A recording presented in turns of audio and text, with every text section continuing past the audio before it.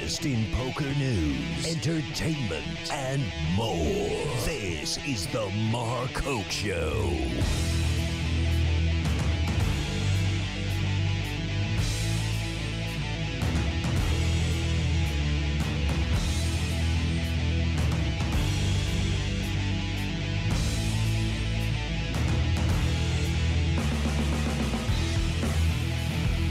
All right, we got it back after a quick break. I can shovel some food down my gullet. Yeah!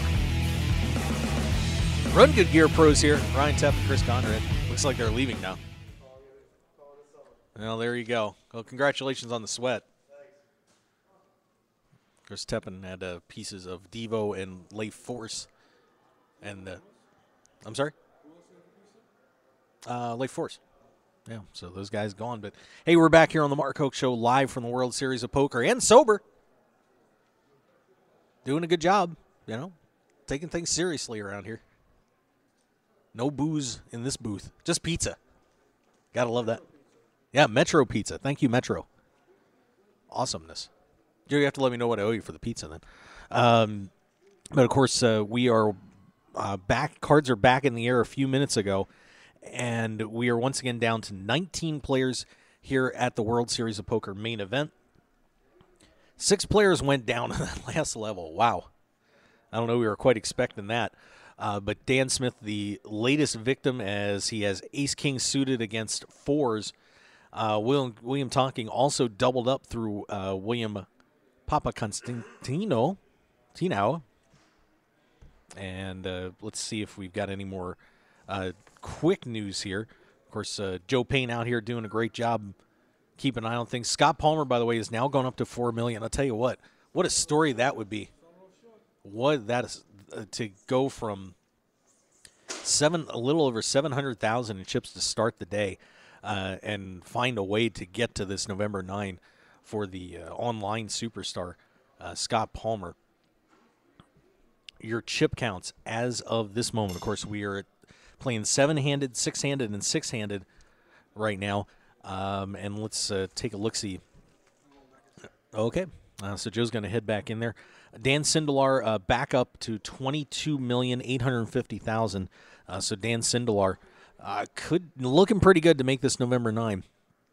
Bruno Palatano, the Brazilian, $18,950,000. Martin Jacobson at $18,480,000 in third.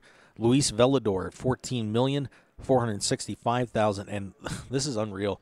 The man who has never cashed in a major tournament before, Thomas Sara Jr. at $13,995,000. Jort van Hoof from the Netherlands is at $13,995,000 standing, or $13,645,000, excuse me, in sixth place. Felix Stevenson out of Norway is at $10,825,000. William Papaconstantino at $10,025,000. William Tonking has gone to $9.9 million. He is out of Flemington, New Jersey. Mark Newhouse, chasing history, trying to get back to the final table after he made it last year and finished ninth, is at $9,870,000. Maximilian Seneft, the man who sent Dan Smith packing, is at $9,560,000. Andrei Zaichenko, $8,775,000. And Doni Larabe managed to chip back up in a little bit, got to $7,520,000. Eddie Sabat at $6.2 million. Oscar Kemps, $5.8 million. Craig McCorkle, $5.81, just a little bit behind Kemps. Christopher Greaves at $5.5. Scott Maheen at $4.2, and Scott Palmer at $4. Blinds right now, kids, they are getting a little hefty. 100,000, 200,000, 30,000 ante. So right now, a rotation for these guys, depending on what table they're on, you are looking at either 480,000 or 510,000. So $500,000 in chips to play a rotation of poker here in the main event. Oh my goodness! So guys, anybody in the these guys 6th range and down, Sabat, Kemps, McCorkle, Greaves, Mahan, and Palmer are trying to get the job done here and stay alive, but they're going to have some work to do, especially these blinds are going to be rolling around quick. So not going to be an easy task for these guys to keep it, to stay in this tournament. So Maheen and Palmer especially in a little bit of trouble as we head into level number 32. Level 32 right now. 100,000, 200,000, 30,000 blinds. All right. Oh, and sorry, just bear with me for 1 second. Or maybe get an update in here.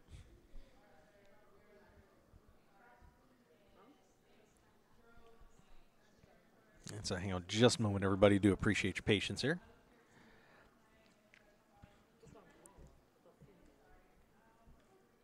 All right, and bear with us. Of course, once again, we're live here, so occasionally we'll hit that dead spot, but just appreciate you hanging in there.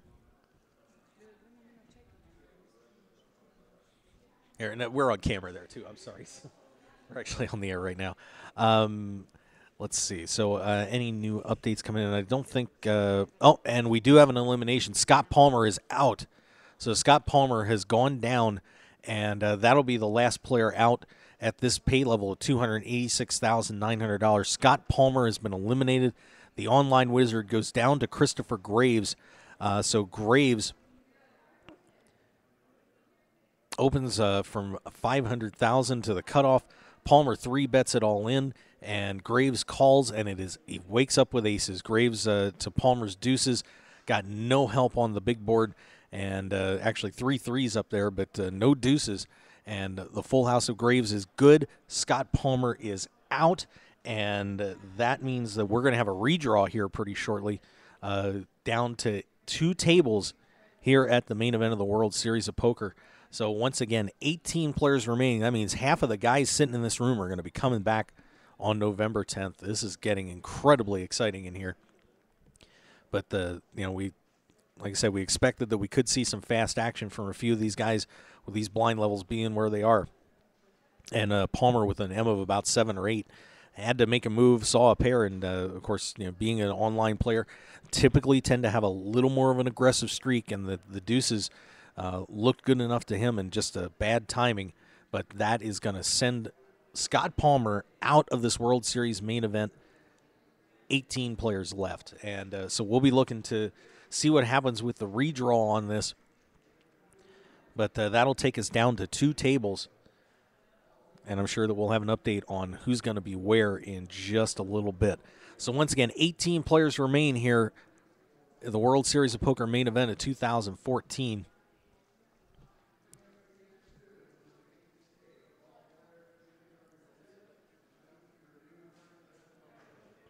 All right, and I'm hearing another announcement in there, so we'll see if we get any more, what comes in. Joe, of course, in the room right now.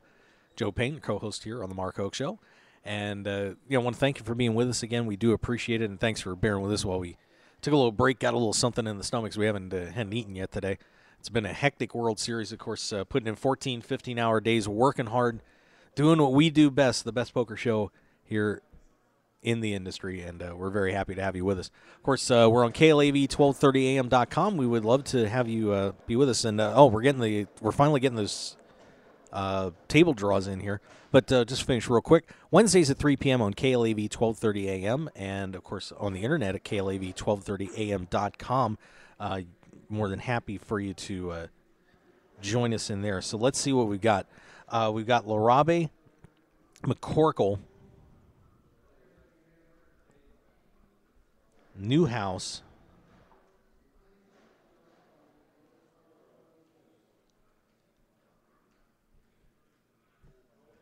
sorry, bear with me. I'm trying to get this written down.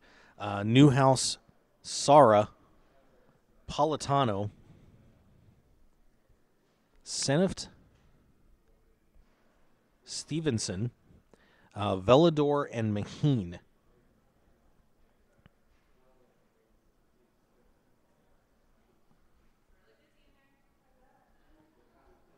All right, so that is a 1-table draw, and I'm sure we'll get the list of the other ones here in just a second. Obviously, the other players that are left, but we want to make sure that we get the list of players, hopefully by their seating arrangements. But so we get so out of that group, let's just take a look at where that table is right now. I'm not sure if that's going to be where they're seated or not. But Larabe, of course, short stacked at 7.5. McCorkle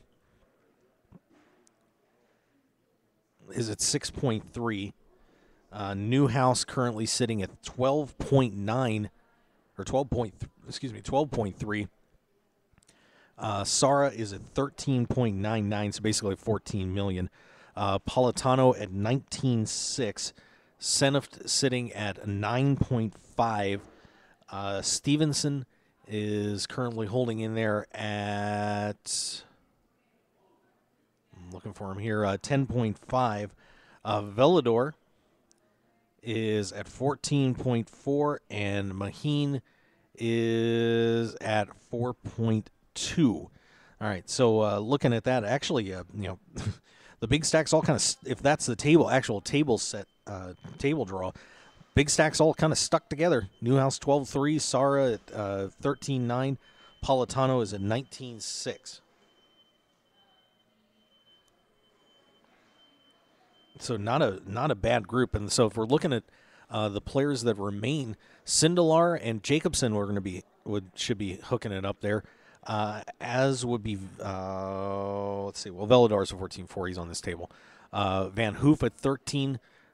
And, oh, my goodness, that is a very interesting table draw because that's going to leave Kemp, Sabat, Zaichenko, three of the big, very small stacks in this tournament, all on the same, actually 4 of them. Because that would be, just looking at here, Omeen's in there. Kemp, Sabat, Zaichenko,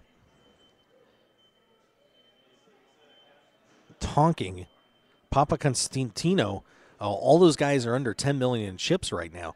So there's an opportunity right there for Jacobson and Sindelar to really do some damage here. And I mean, we could be down to 14 or 15 players very quickly. I mean, this is a stunning turn of developments here, how fast these eliminations have happened. And, of course, we're only at 3:47 in the afternoon, started play at noon. So, I mean, certainly not going to be over early, but a pretty, wow. I'm in shock right now just how that worked out. So as soon as the seating positions are up, we will get them officially. We'll get those to you. But what a very interesting turn of events here with that last elimination on the big board. So once again, here we got Larabe, McCorkle, Newhouse, Sara, Politano, Senef, Stevenson, Velador, and Maheen on the featured table. And Dan Sindelar, who's the chip leader, once again, not on the featured table. It's going to be Sindelar, Jacobson, Van Hoof is on there. I'm just updating my list, too. Newhouse is on the featured table. Stevenson on the featured table. And we got Graves over here. Papa on here. And this is unbelievable, guys. I mean, just, this is a huge break for Sindelar and Jacobson. I mean, this could pretty much pack their bags to the number 9 just on this table draw if they don't make a mistake. Let's see, we've got Tonking over there. Let's see. Zaichenko, Sabat, and Kemps, I believe, should be it. Yep.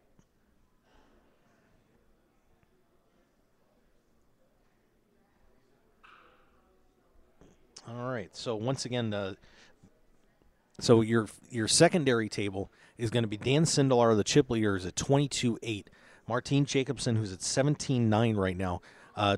Jorrit Van Hoof, it was at 13.6. Graves comes in at 10.2. Papa Constantino is a little over 10. Then Tonking at 9.9. Zaichenko at 6.1.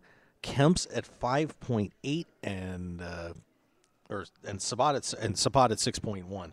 So very short stacks and an opportunity maybe for Dan Sindelar if he can make some pushes here to, between him and Jacobson, really a great opportunity to knock some people out and chip up here as good chance that we're going to be seeing those guys at the November 9. But who knows? You know, I mean, we've obviously seen some crazy things happen here at the World Series, especially at this stage. Happened last year, but we shall see if these guys can keep their heads and not screw this up, to say the least. I mean, this is going to be, we saw a chip leader blow up last year. So don't be surprised if a mistake gets made. Of course, you have Thomas Sara over on the other table, who's a little bit of a tougher table draw in there, and he's actually stuck between Newhouse and Politano. And it will be interesting to see if Mark Newhouse can capitalize on capitalize on some guys not as experienced as him, trying to hold on and take this, and take his spot in a back-to-back November 9. And you got to like Newhouse's chances in there. But one issue he's going to have is he may have to sit back and wait for a hand, at least for a little while, with that table draw. That is going to be a little bit of a difficult spot for him, because obviously any raises that he makes is going to have to get through Sara and Politano. So you're talking about a guy who doesn't have a lot of major tournament experience, and we saw Sara make a push with an ace-10 earlier, and also Politano. And just a little information on him, by the way. Let me get our file up on Politano. Of course, Bruno Politano out of Brazil has 3 cashes in his career, $89,000. His biggest cash in an LAPT Brazil event for 82 of that 89. So we are not talking about 2 very experienced players there taking on Mark Newhouse. Velador also sitting down there as well on that table. So 4 of the bigger stacks in the tournament.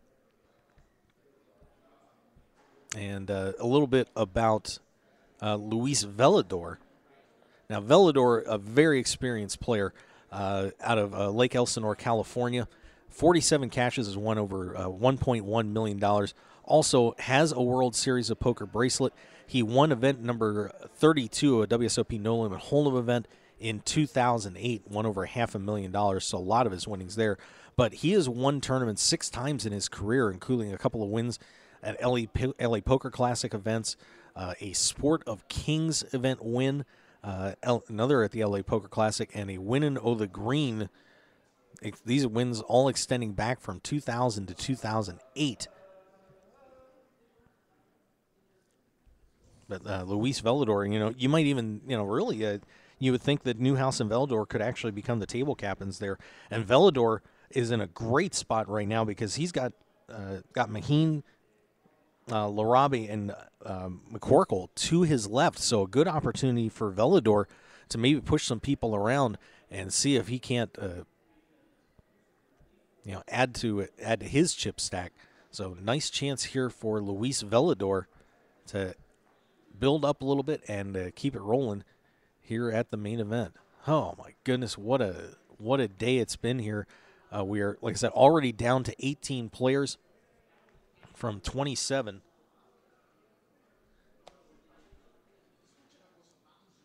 All right, and bear with me just 1 second.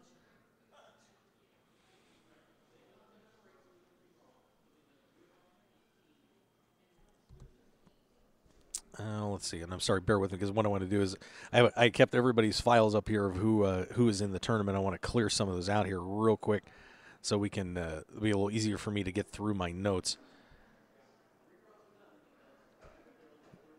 But of course, 9 players have gone down already today, and let's take a look at those eliminations that took place.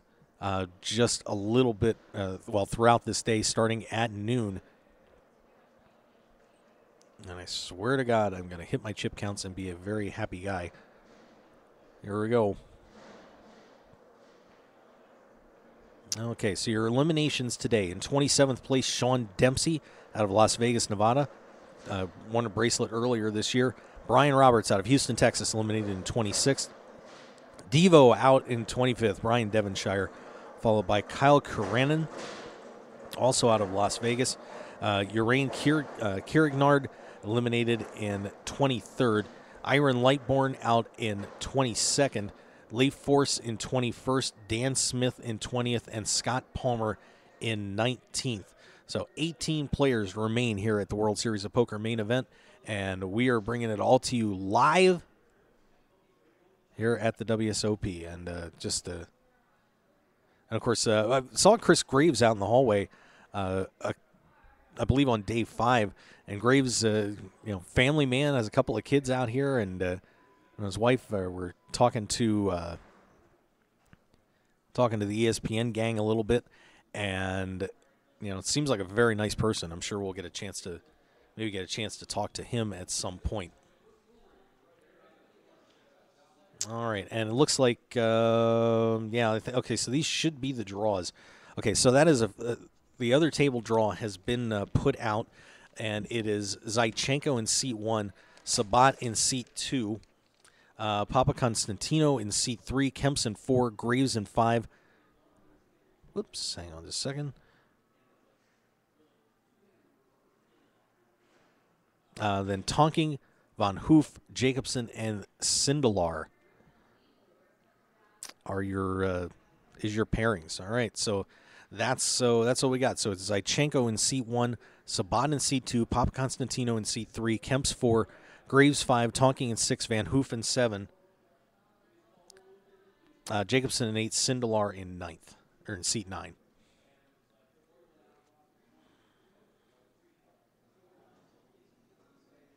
All right, so I'll tell you what we're going to do. I want to take a quick commercial break, and we'll come back, and just so I can get all my notes together and everything and get Joe squared away, as Joe's going to be doing some stuff, obviously giving us some reports from inside the Amazon room.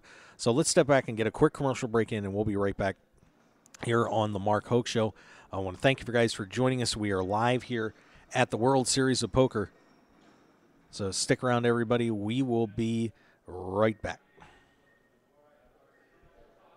The Canadian Poker Tour returns to Calgary, Alberta, Canada for the CPT Summer Showdown July 24th through August 3rd at the Grey Eagle Resort and Casino. With 10 big events over 11 days featuring over $500,000 in guarantees, it promises to be one of the most exciting events on the summer poker calendar. Plus, the Mark Hoke Show will be there live from July 31st through August 3rd for coverage of the CPT Summer Showdown High Roller and Main Event. For the full schedule and outstanding hotel and flight discounts, just visit CanadianPokerTour.tv. That's CanadianPokerTour.tv. See you in Calgary July 24th through August 3rd at the Grey Eagle Resort and Casino for the Canadian Poker Tour Summer Showdown. RunGoodGear.com is one of poker's premier online stores for apparel. Their mission is to provide poker players with stylish and comfortable clothes for their daily grind. You've probably seen Run Good Gear at the World Series of Poker through Run Good Poker Pro Rob Salaburo, or around the country through the WSOP circuit. Today, RunGoodGear.com is the place to go to gear up for the poker fell. So go there now with the promo code HOKE, that's HOKE, for 10% off your entire online purchase. Remember Hoke. Now, go gear up. When it comes to custom poker tables, why would you buy something someone else designed and even named for their sales or marketing purposes? The Nighthawk, the Gambler, the Big Slick, the Nuts. Sure, you can customize it if you want, as long as you choose between black, red, or even green cloth, but that's about it. When you choose to play off tilt, it's not just another table, it's your table. The same price gets you a fully custom designed table that reflects your style and game. Off tilt makes it easy to design a truly one-of-a-kind custom poker table that'll give you home table advantage. Sure, Off Tilt could name their tables for marketing purposes, but why? It's not ours. We don't play on it. And to be honest, there are over 1,000 named Off Tilt tables worldwide, including the WSOP, the Deep Stacks Poker Tour, the Jonathan Papelbon, as well as Julie's, Chris's, Scott's, Amber's, Tristan's, just to name a few. So let us add your name to the list and deliver a truly custom-crafted, furniture-quality poker table worthy of your game. Visit www.offtiltpokertables.com or call Brian Knott today at 262-490-3812. We'll show you why Off Tilt is the only way to play. Sports bettors, Tired of getting beat every week at your sportsbook? It's time to stop guessing and start winning. We all know cash is king, and it's time to let the team at Double Digit Covers come to the rescue to help you get the positive cash flow you need to live the life you've always dreamed about. Tony Dos and his all-star sports handicapping team will be in your corner to help you beat the point spread, bring excitement and winning to your betting experience, and build your bankroll to levels you never thought possible. Get free winning sports information at doubledigitcovers.com. Stop guessing and start winning today at doubledigitcovers.com. Call now for today's free winner. 1-855-489-2700. That's 1-855-489-2700. At Team Poker Joker, we build innovative, high-performance, poker-focused apparel designed to keep you cool and calm in tough situations. Wait, no we don't. We've just got a cool brand representing the suits of this beautiful game called poker. Our gear won't make you better, but it will keep a smile on your face. So don't be so serious and show you know how to have fun. Get your Poker Joker gear today at TeamPokerJoker.com. Grin and win today at TeamPokerJoker.com. 9 poker players on a dramatic path to glory with unbelievable twists and turns that will keep you on the edge of your seat. It's the Final 9 comic from Room 110 Publishing. Go to final9comic.com to download the first issue preview and get ready for the official launch coming soon. 9 will become 1, one way or another. Final9comic.com. And for more details, make sure to follow them on Twitter and like them on Facebook at Final 9 Comic. The heat is on. Whether you're in the hot seat of a major poker tournament or just dealing with everyday life, stay cool with a brand new Arctic Blue cooling towel. Just wet your reusable and durable Arctic Blue cooling towel in cold water and you'll have instant cooling relief at your fingertips for up to 5 hours. The towel is lightweight and pliable, so you can keep it handy no matter where you are. Plus, it's absorbent enough to make sure you and your clothes stay dry while you stay cool. No need to sweat it out no matter what you're doing when you have an Arctic Blue cooling towel handy. So get the same cooling towel used by professional athletes, poker players, first responders, physical therapists, U.S. automakers, and even reality TV stars. So what are you waiting for? Visit them today at arcticblu.com and pick yours up today. Plus, enter the discount code MarkHokeShow when you check out and get 15% off plus free shipping to keep some of your cold hard cash in your wallet. It's like the Arctic Blue Bear says, it's not cool to be hot. So pick up your Arctic Blue cooling towel today. Poker players, it's time to check out DeegePoker.com. Deej Poker is the unique and clever choice for a new generation of true grinders. Representing the full spectrum of poker players from the novice to the world champion, a true Deej player gives their heart and soul for countless hours at the tables to be the best. And Deej Poker apparel shows everyone who you really are on and off the felt. So join the new generation at DeegePoker.com. That's D-E-E-G Poker.com. Deej Poker, the world's newest poker apparel store. Want more of The Mark Hoke Show? Then follow us on Twitter at Mark Hoke Show and like our Facebook page at The Mark Hoke Show for show news and outstanding poker content from around the world. Plus, enjoy the show anytime by subscribing to our podcasts on iTunes or at markhokeshow.podbean.com. We're even on your mobile phone at markhokeshow.podbean.com/mobile. Thanks for listening and being a part of The Mark Hoke Show. This is the Mark Hoke Show. The Mark Hoke Show. Here again, your host, Mark Hoke. And we return live here at the World Series of Poker main event. 18 remain. Half of these guys are going to the November 9. Kind of hard to say who it's going to be, but I'll tell you what. Some people got some serious breaks on table draws. This couldn't be set up too much better for quite a few people. And now we got a little bit of time to break it down. And here he comes again. Captain Cart, Chris Spears. What's up?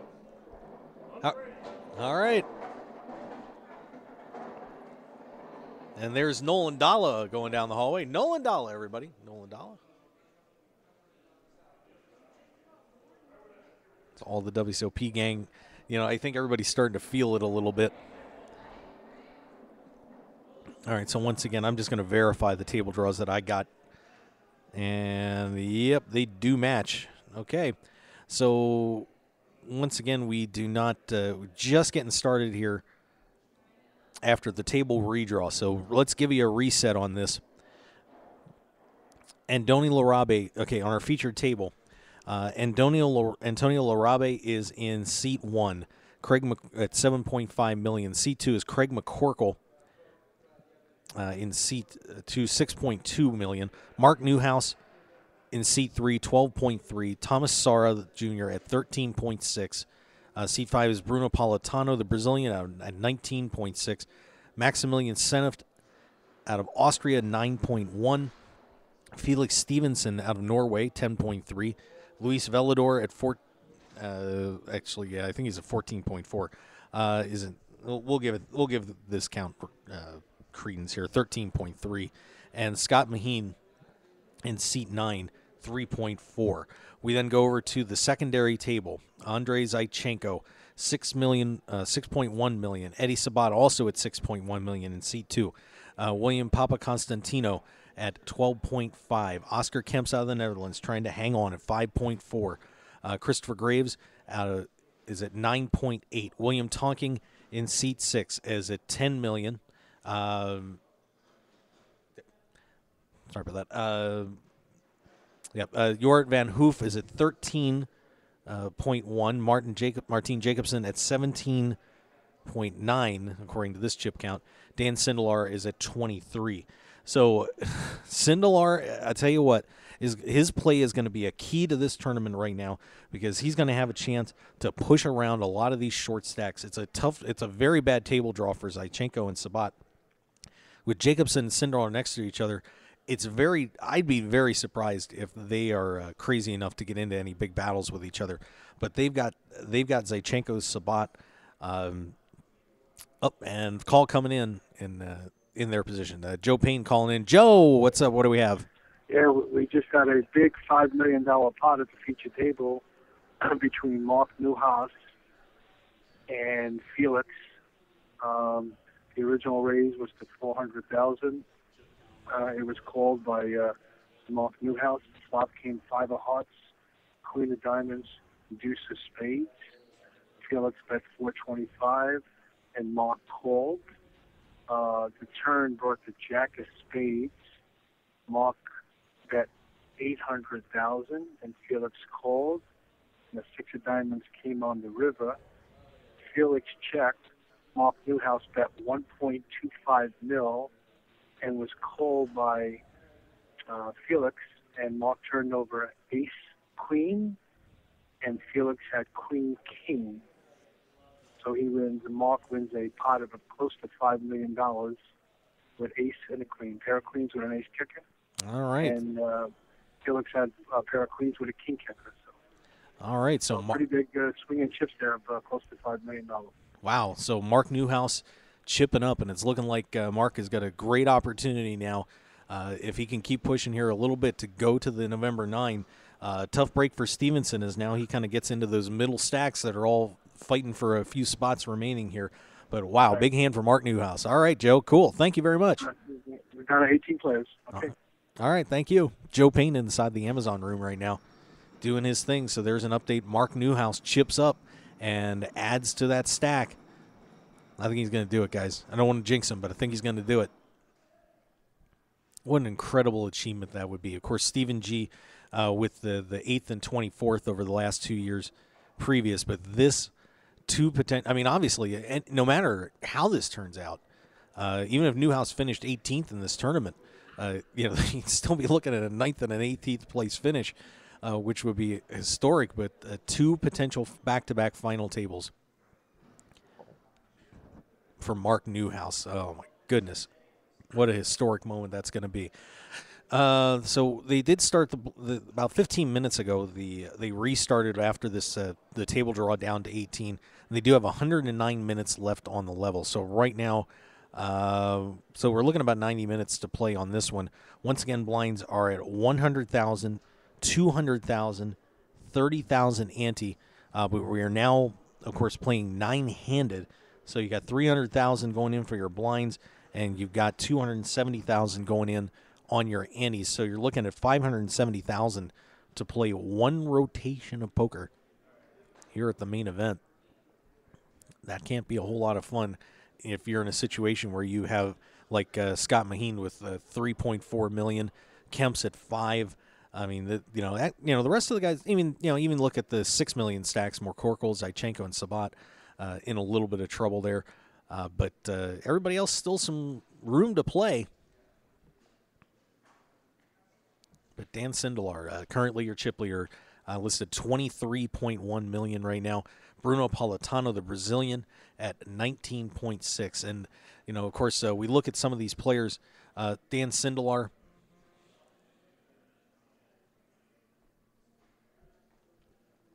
I'm sorry. Give me 1 second here. Get you some information about Dan Sindelar here in just a second. I promise it'll come up. There we go. Thank you very much. But Dan Sindelar has, once again, about $500,000 in earnings in his career, 50 cashes. Of course, one win at a Fall Poker Classic. Event number 14, No Limit Hold'em Championship, won $105,000 there. So Sindelar looking to, if he can get to that November 9, he's going to double his winnings, as will potentially a lot of these guys, as we had so many players coming into this group with just not a lot of experience, at least in tournaments anyway. So let's get a reset on this for you. And we're looking at Scott Maheen, of course. Maheen, one of those other inexperienced players. McCorkle's got a bracelet. So we're looking at him, of course, Newhouse trying to stretch out to get to the back-to-back final tables here. We've got William Papa Constantino, by the way. Didn't talk much about him today.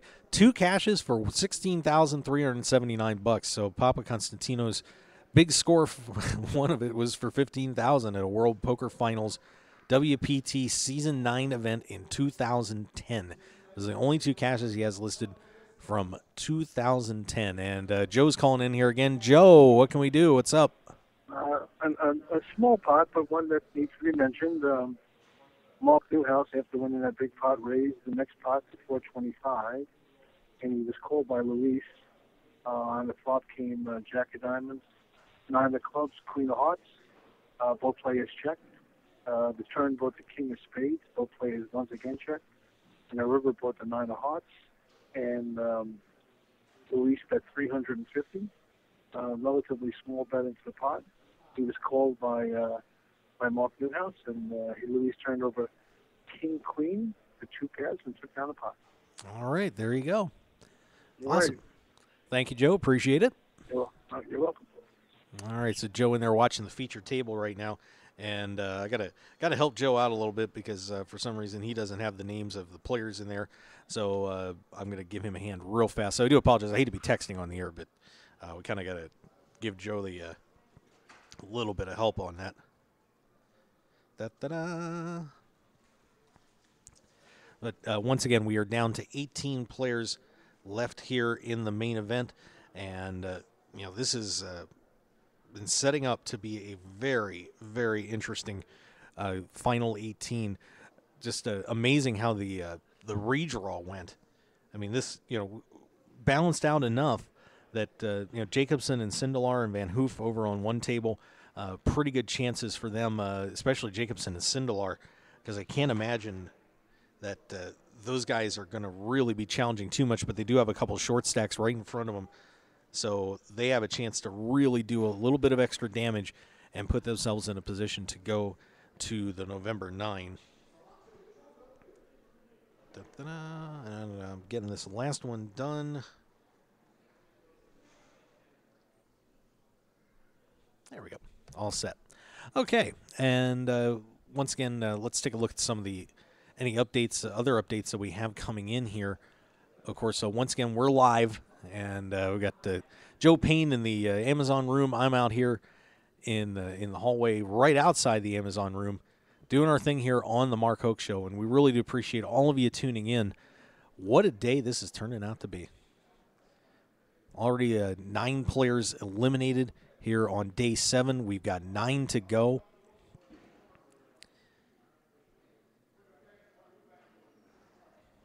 And of course, we did a chip count update on that hand with Newhouse and Stevenson. Newhouse on that one, as Joe reported, goes up to 17,170,000. Stevenson down to 7.4. So a pretty big run for Mark Newhouse. Gotta like his chances, guys. I mean, and really, you think about it. I mean, this is poker history in the making. If Mark Newhouse can do this, we've had guys go back-to-back final tables in recent years, but with Dan Harrington, but nothing like this. Getting through 2 massive fields of players of 63 and around 6,700. I mean, that is unreal. So Mark Newhouse on the verge of making history here, and he's got enough chips to do it. He could probably coast home if he wanted to, but what a this is going to make Mark Newhouse a name in poker that no one is going to forget.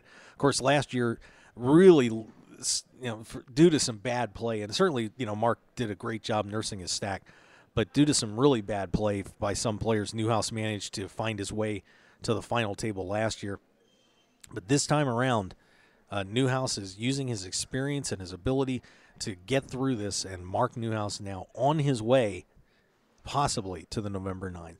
Hey, and if you guys are in their chat box, if you want to sign in real quick and say hi, we'd love to have you interact with the show. And just go to ustream.tv and get yourself a username. We'd certainly appreciate it, and we'd love talking to you out there. So if you guys are in the chat box, sign in. And, of course, we've got up-to-the-minute updates on the featured table, on the 2 tables. But, of course, Joe Payne, my co-host, is at the featured table right now, giving us some important updates when things happen. So we're going to have up-to-the-second information, and I guarantee you we're going to know the moment that the November 9 is determined. So you won't have to wait for any other sources, and our sources will be sober as we're doing what we're supposed to be doing out here following the World Series of Poker main event. All right, so once again, waiting for some more hand updates and chip counts coming in. The current chip counts as we have right now, and let me give this a fast update for you. Dan Sindelar is your chip leader out of Las Vegas, Nevada, 22,120,000. Bruno Politano at 19.6. Martin Jacobson 17.9. Mark Newhouse has now moved into 4th place, 17,170,000. Thomas Sara 13,640,000. Luis Velador at 13,360,000. Jorrit Van Hoof 13.1. William Papa Constantino at 12.5. William Tonking at 10,600,000. Christopher Graves right now is on the bubble out there, 9.8 million. Maximilian Senef at 9.1. Andoni Larabi 7.5. Felix Stevenson 7.4. Craig McCorkle 6.2. Andrei Zaichenko 6.1. Eddie Sabat 6.1 as well. Oscar Kemps at 5.4 and Scott Maheen at 3.4 million. All right, so if the tournament finished up now, we would have 6 Americans, 3 players from outside the United States, Politano from Brazil, Jacobson from Sweden, and Van Hoof from the Netherlands. Of course, the Dutch still with 2 players in here, Van Hoof and Kemps still alive. And, of course, we have a Brazilian, a Swede, an Austrian, a Spaniard, a Norwegian, and a Russian still in this thing. The Americans trying to make a good showing and see if we can, maybe get 6 or 7 of those spots. But I'll tell you what, one thing that, looking at this group, I really feel like Sabatme would be the guy that if anybody's going to make a big run out of this group, it would probably be him. But overall, man, I'll tell you what, I like the people that are at the Final 9 right now, especially your boy. But I'll tell you what a story Thomas Sorrow Jr. would be. Never cashed in a major tournament. I couldn't even imagine coming out here and plunging down 10,000, never cashing a tournament, and all of a sudden you're playing for the World Championship. I mean, what a story that would be. Of course, those guys that have come up as players like that are rookies and win this thing considered rookies and win this thing, have not been treated very well post-tournament. As, of course, we could speak to guys like, just based on poker, guys like Jerry Yang, Jamie Gold have really gotten trashed. Robert Varconi, so many players that have won these world championships that came out of nowhere have been just brutalized by the media, and and by the media and even more of their contemporaries. Not sure if it's jealousy or what the issue is, but you know what? They were good enough to do something that nobody else could do, and you certainly have to take that into consideration. They're the ones with the banners up on the wall. But we will see whose name will be up there on November 10th, starting November 10th, as we'll come back for the November 9 here at the Penn and Teller Theater in Las Vegas at the Rio. And right now it is Dan Sindelar, your chip leader, at $22,120,000, and Sindelar has dropped a few. He was up to 26 for a little while, but has fallen down back towards the pack a little bit. But this is of course, you never know when those monster collisions are going to happen, and these guys could end up, someone could end up blowing a big chip stack. But right now, everybody is just at the moment trying to feel each other out a little bit more.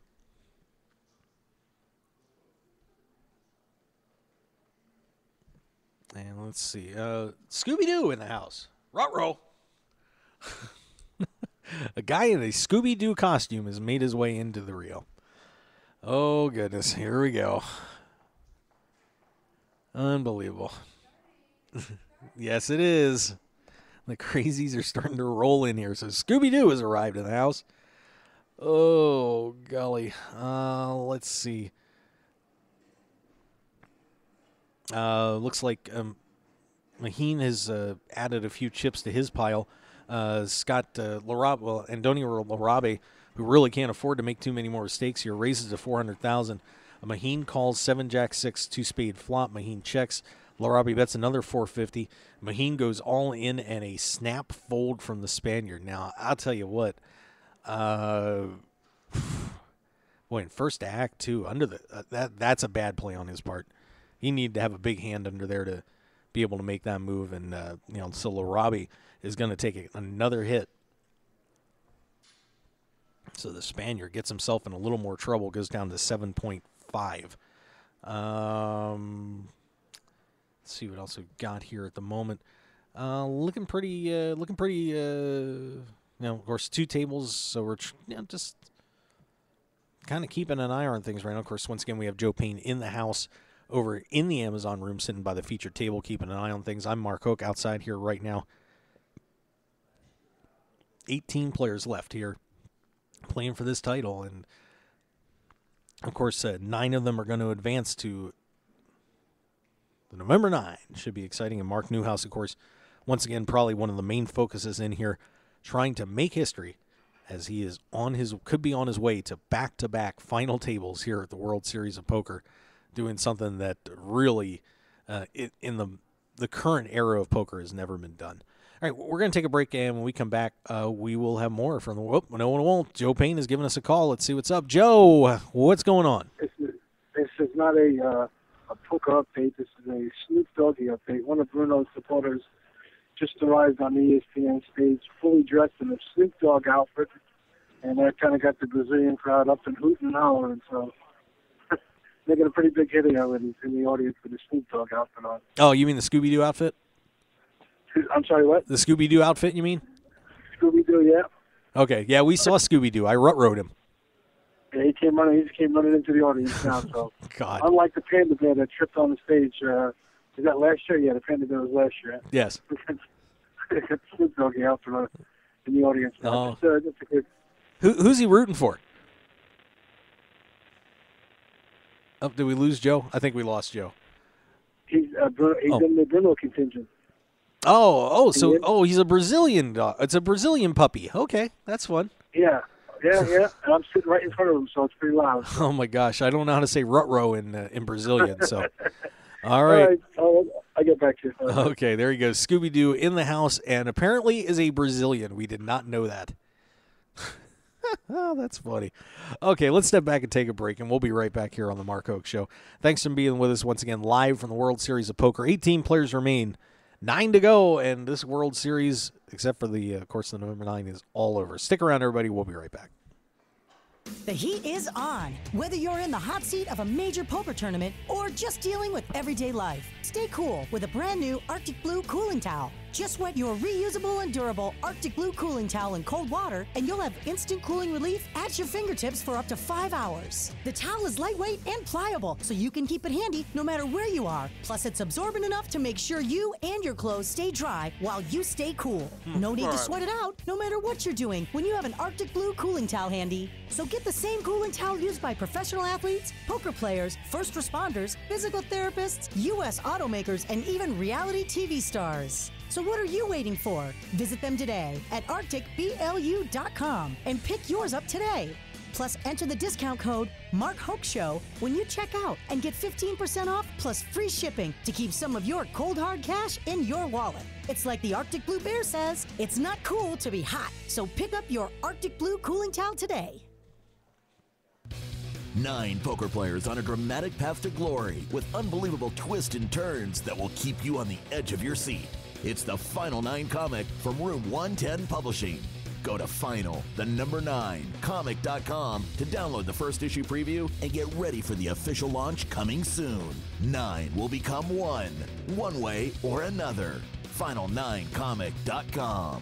And for more details, make sure to follow them on Twitter and like them on Facebook at Final9Comic.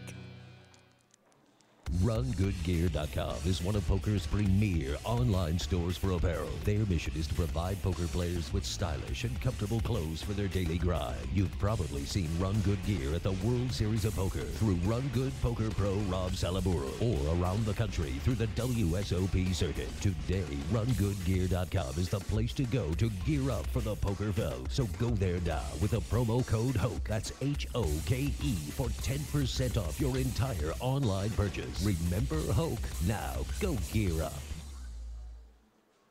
Your business and promotion will only go as far as your website will take you. That's why the Mark Hoke Show has only trusted one name for over 2 years, BlueRail.net. Whether you need custom website design and development packages, or simply need a host for your website, Blue Rail is the only developer to turn to. It's time to discover the world-class personalized service only the Blue Rail team can provide. Visit us at BlueRail.net and call 520-822-5128 right now for your free consultation today. So get on board at BlueRail.net. How far do you want to go? One man, his lucky shirt, an unforgettable night, and a winning streak that never seemed to end. That's how Blind Squirrel began, and we haven't looked back since. We make the clothes that we want to wear for the places where we want to look and feel our best. The game, the speakeasy, and the casino floor. Blind Squirrel's small batch, high-quality gear is for people too busy grabbing life by the nuts to bother with crappy, ill-fitting clothing. Because like you, we prefer our nights long, our drinks strong, and our lucky shirt to be our most comfortable. So look good, be lucky, and visit BlindSquirrelApparel.com for your new favorite shirt. As an added bonus, you'll receive 20% off your purchase with the promo code HOKE, H-O-K-E. You can also pick up Blind Squirrel apparel at the Borgata in Atlantic City and in Las Vegas at all Masura stores at Mandalay Bay, Monte Carlo, The Mirage, and MGM Grand. Look good and be lucky with Blind Squirrel Apparel. Poker players, it's time to check out DeegePoker.com. Deege Poker is the unique and clever choice for a new generation of true grinders. Representing the full spectrum of poker players from the novice to the world champion, a true Deege player gives their heart and soul for countless hours at the tables to be the best. And Deege Poker Apparel shows everyone who you really are on and off the felt. So join the new generation at DeegePoker.com. That's D-E-E-G Poker.com. Deege Poker, the world's newest poker apparel store. Sports bettors, tired of getting beat every week at your sportsbook? It's time to stop guessing and start winning. We all know cash is king, and it's time to let the team at Double Digit Covers come to the rescue to help you get the positive cash flow you need to live the life you've always dreamed about. Tony Dos and his all-star sports handicapping team will be in your corner to help you beat the point spread, bring excitement and winning to your betting experience, and build your bankroll to levels you never thought possible. Get free winning sports information at doubledigitcovers.com. Stop guessing and start winning today at doubledigitcovers.com. Call now for today's free winner. 1-855-489-2700. That's 1-855-489-2700. Want more of The Mark Hoke Show? Then follow us on Twitter at Mark Hoke Show and like our Facebook page at The Mark Hoke Show for show news and outstanding poker content from around the world. Plus, enjoy the show anytime by subscribing to our podcasts on iTunes or at markhokeshow.podbean.com. We're even on your mobile phone at markhokeshow.podbean.com/mobile. Thanks for listening and being a part of The Mark Hoke Show. Now, let's return to The Mark Hoke Show. The Mark Hoke Show. Here again, your host, Mark Hoke. And we are back, and we have an update coming in from Joe. Let's see what we have here. We'll get Joe on the air in just a second here. We'll just answer the call. Joe, what's up? Hey, Mark, we have an interesting concept going here. With the blinds being at 100, 100,000, 200,000 with a $30,000 ante, there's $540,000 in the pot before the action even gets to the player under the gun. And most of the raises have been between the average of between 400 and 450. So to 3-bet the pot there, it doesn't take much. And what happened here was that Scott raised it to 450, and Newhouse re-raised him to 1 mil, which was just about the size of the pot. And then when the action folded back around to Scott again, he pushed all in, and Newhouse threw his hand away. So the raises are relatively small for the size of the pot, which is creating some additional action because they're 3-betting and 4-betting, and the 3-bet is not even just barely the size of the pot. So it's pretty interesting with the blinds and the antes being so high, with the raises being almost minimal, not even pot-size raises. So kind of an interesting look, because when someone pushes all in, we folded $1 million you just put into the pot. Right, exactly. $1 million at this point is kind of a lot of chips. You only need about 9 to 10 to get to the final table, or at least to have that. Yeah, so these guys are 9 to 10 get you to the final table. So somebody just reached right across my camera. Yeah. No plug for that person. Anyway. No blood on that thing, but Newhouse did lose a mil on after he got pushed in after he raised Scott's bet. So just giving you an update on what's going on here live from the ESPN stage. Okay. Yeah, and here's my update. Next time you want to give me a some sort of card, don't throw it in front of our video camera on a live radio show or a live show. That would be that's a tip for somebody else. What did I throw in front of the camera? Not you. But anyway.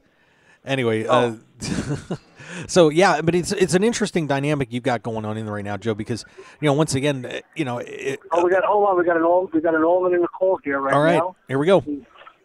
We have ace 9 of hearts for we had against an ace of spades, king of clubs. All right, and who's in hand, Joe? We got Felix, I believe.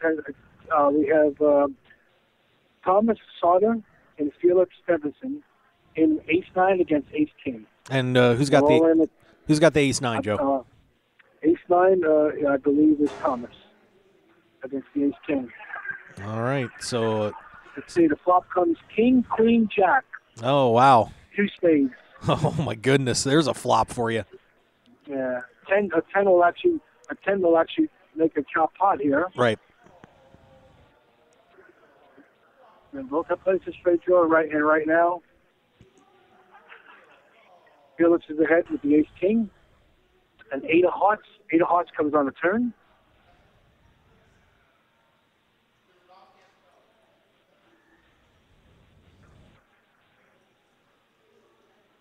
Here comes the river.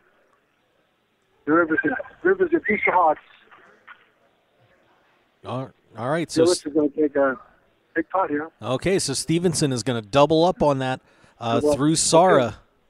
Okay. So Sara is still standing and dejectedly sits back down in his seat. So did Sara push that ace-9, or did he make the call? Mark, I happened to be away from the table at the point and walked back in. I called you immediately when that happened. Okay. All right. Well, so Felix Stevenson is doubled up in there and through Thomas Sara Jr., so the rookie manages to get in with an ace-9. I'm not sure what he was thinking on that, but I believe he was in quick. I think he was in first. That's what I'm being told. Okay. The ace-9 was first, and the ace-king called. Wow. But yeah, even still, that's a pretty gutsy push with an ace-9. So Felix Stevenson is doubled up. All right, Joe, thanks for the update. All right. Okay, bud. All right, there we go. So once again, we're keeping you – whoops. Now the music coming back. Sorry about that. So very good, very big hand there here in this – wow. And Sara, of course, was sitting around 13-9. And if my chip counts are correct, that is going to slash him down to about $6.5 million or somewhere in that ballpark. So Thomas Sara Jr., the man with no cashes in major tournaments, has just pretty much handed Stevenson a massive pot, and that should get Stevenson up to $15 million. So Felix Stevenson doubles up through Sara, and he will now. Let's see. Let me pull him up here. Stevenson, London, Norway, the Norwegian. That should have taken him to actually around the 14 million chip mark ballpark. So he's now a contender for the November 9. And according to what we have here, that could put him around the top 5. Wow, so a gutsy push with an ace-9 does not work out for Sara. And off we go to the races, kids. Unreal. How you doing? What's up? All right, and kind of hear the crowd roaring in there a little bit. It's getting exciting around here. Oh, I'm sorry. Hang on one second.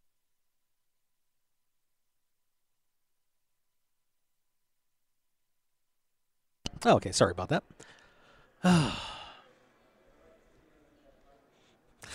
Throwing a card. Did you guys see that, by the way? Oh, my goodness. Live on air with a video camera in front of me.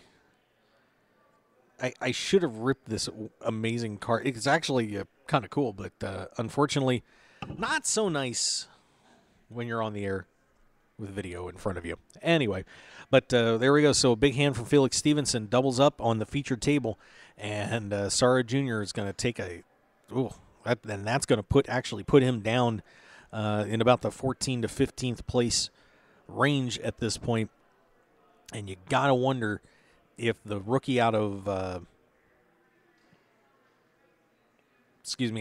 Girard, Ohio, is going to be able to rebound from a play like that.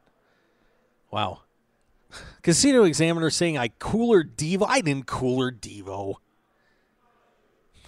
The poker god's cooler Devo. Give me a break. Come on. Oh my God. But yeah, boy, that an ace-9. Oh. There comes a time to let a hand go. It's amazing. And one thing that we saw last year, the people giving away spots in the November 9 because they're trying to make a play. And, this isn't, out of position, this is not the time to do that. Especially when you're so inexperienced at this level of poker. You have to make sure that you're playing smart here. It's just not a good call. Brent Hanks. Brent, what's up? Brent looking slightly happy in there. But it's just such a bad... No, it drives me nuts. You get this opportunity, and then you just make a play like that where you push your whole stack in with an ace-9 off and hope somebody, an experienced player is just going to let a hand go. And, unreal. Well, let's take a look, while we have a second, let's take a look at the resume of the man who just doubled up. We'll get him in here, Felix Stevenson. And Stevenson, actually, it's kind of ironic there because Stevenson, is another guy who is very new to this scene too. So I guess I should probably take back the experienced point. But Felix Stevenson has earned he's more experienced than Sara, has earned $22,000 in his career. So he's another upstart. The Norwegian wearing the San Diego Chargers hat for luck. Oh, sorry, I just got really distracted. Stevenson out of Norway had once again only $22,000 in his career, and now all of a sudden he could be in position to go to the November 9 thanks to Sara Jr. All right, and let's take a look at take a look at some of the other players that are in this tournament. Of course, we haven't been talking that much in terms of, on the good side, actually, about Martin Jacobsen. And, Jacobsen has been around for so long, a very well-respected professional out of Sweden. Great guy, and, of course, brought home a nice chunk of change over his career. Martin Jacobsen in there. Oscar Kemps, the other Dutchman, right now he's only got about $60-some thousand in earnings. Cashed in the main event in 2012. And then we go to Andoni Larabi, who's been fighting to hang on here. Larabi has his biggest score in his career, a pretty huge one in 2013, as he won the Poker Caribbean Adventure from PokerStars EPT Season 9 for event 18 for $218,000, and then also picked up a couple thousand on a PokerStars.com Estrellas Poker Tour event in 2011. We take a look at Scott Maheen, of course, one of the very inexperienced player out there as well. Then you go to Craig McCorkle, who does have a World Series of Poker bracelet from 2012. He won the shootout, event number 36 for $368,000. Also has a win in a Grosvenor UK Poker Tour event for $12,541. But, of course, obviously the big score, the World Series of Poker bracelet. We all know about Mark Newhouse. So he's won over nearly $3 million in his career. In fact, this will do it, of course, known as Truffle Shuffle out of Chapel Hill, North Carolina. Newhouse's biggest win, he won, the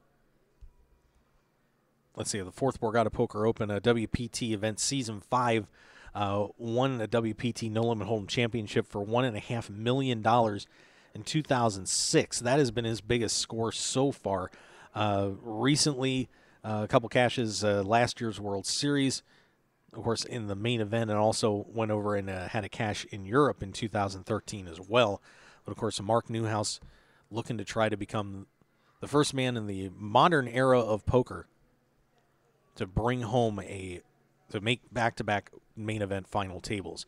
William Papa Constantino out of Salem, Ohio, 2 cashes for a whopping $16,379. And we've got a call coming in from Joe. Let's see what's happening in the Amazon room. Joe. We got an all-in and a call at the final table between Scott Mahan and Antonio Lobato. Antonio and on a flop of 6-10-8. I'm sorry, Joe, you cut out there for just a second. Can you tell us what the hand was again? The flop came 6 of diamonds, 10 of diamonds, 8 of hearts. Scott checked, Antonio bet, Scott re-raised him, Antonio pushed all in. Ace came on the turn to give Antonio a top pair now. And Scott's got 10-8, 2 pairs. Antonio's got ace-king with his ace on the turn. And so we got ace top pair against 2 pairs for Scott. We're waiting on the river card. All right. So Maheen trying to double up here. Let's see if he's going to get it. He's also got a flush draw. 9 of diamonds on the river. 9 of diamonds. And Antonio makes an ace-high flush and eliminates Scott. All right. 2 pairs. Wow. So there you have it. Scott Maheen eliminated in 18th place on the river. So Andoni Larabe gets a life-saving double up And Yeah, he got saved on the river with the United Diamonds on the river.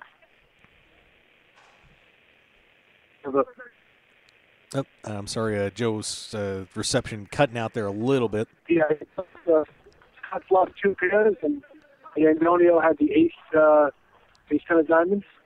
I'm sorry, ace king of diamonds, and he caught the 9 of diamonds on the river to make ace high flush. All and right. eliminate Scott. All right, so now we're down to 17 players. So Scott Maheen eliminated on a dramatic river card. You'll see that one on TV, kids. All right, Joe, great update. Thank you so much. Okay, buddy. There you go. So Andoni Larabi has eliminated Scott Maheen, and we are down to 17 players here at the main event. So just like that, that's what you get, instant updates in there. We've got you covered here on the Mark Hoke Show. So there you are, guys. Well, another one down, and we have 8 to go before we reach our November 9. It's Scott Maheen, and a heartbreaking knockout on that one. As Maheen had flopped 2 pair and unfortunately running cards for a flush and eliminates Scott Maheen. So we will say goodbye to him. What a great World Series. Of course, was scrapping on that short stack all day long. He had actually gotten out of Scott out of Elk Point, South Dakota, picking up had about 5.6 million going into the hand, it looks like. But Maheen is now out, and we will say goodbye to him. Once again, 17 players left here at the World Series of Poker main event. All right. So one down on the featured table. And, of course, that's good news for the guys on the other table because no one's going to get pulled over. They would be the first one that'll keep the well, actually, no. Actually, featured table, if we lose another one on the featured table, that means someone's going to get shipped over from the secondary table. And I think generally I'd rather be over on the secondary table right now, depending on my chip stack. Once again, to give you kind of a reset on where we are in terms of the table draw on the featured table, it is Andino Larabi in seat 1 who just doubled up. And that, I'll tell you what, that's going to make it really difficult for Craig McCorkle. He's going to be stuck in the middle now between Larabi and Newhouse. McCorkle is in seat 2, Newhouse in seat 3, and I guess I should give Kip as many chip counts as I can. McCorkle, last we checked, he is at 5.7. Mark Newhouse is now up to, according to that, Newhouse took a hit.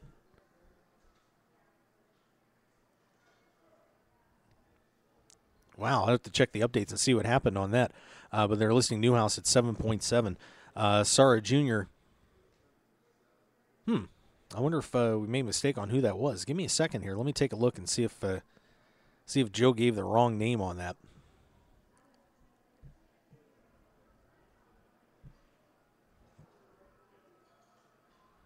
Okay, looks like Zaichenko doubled up, by the way, to stay alive.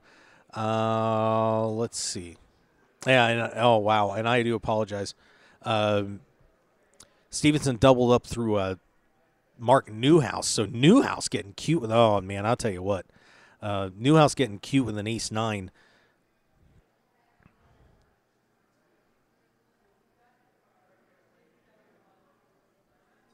So, wow, that is unbelievable. The Mark, and I got to apologize, sorry, but that was a bad play by Newhouse.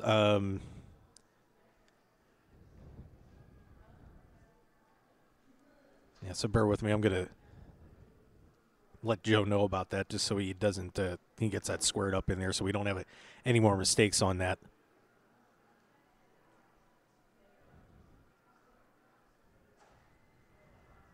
Sorry, bear with me for 1 second.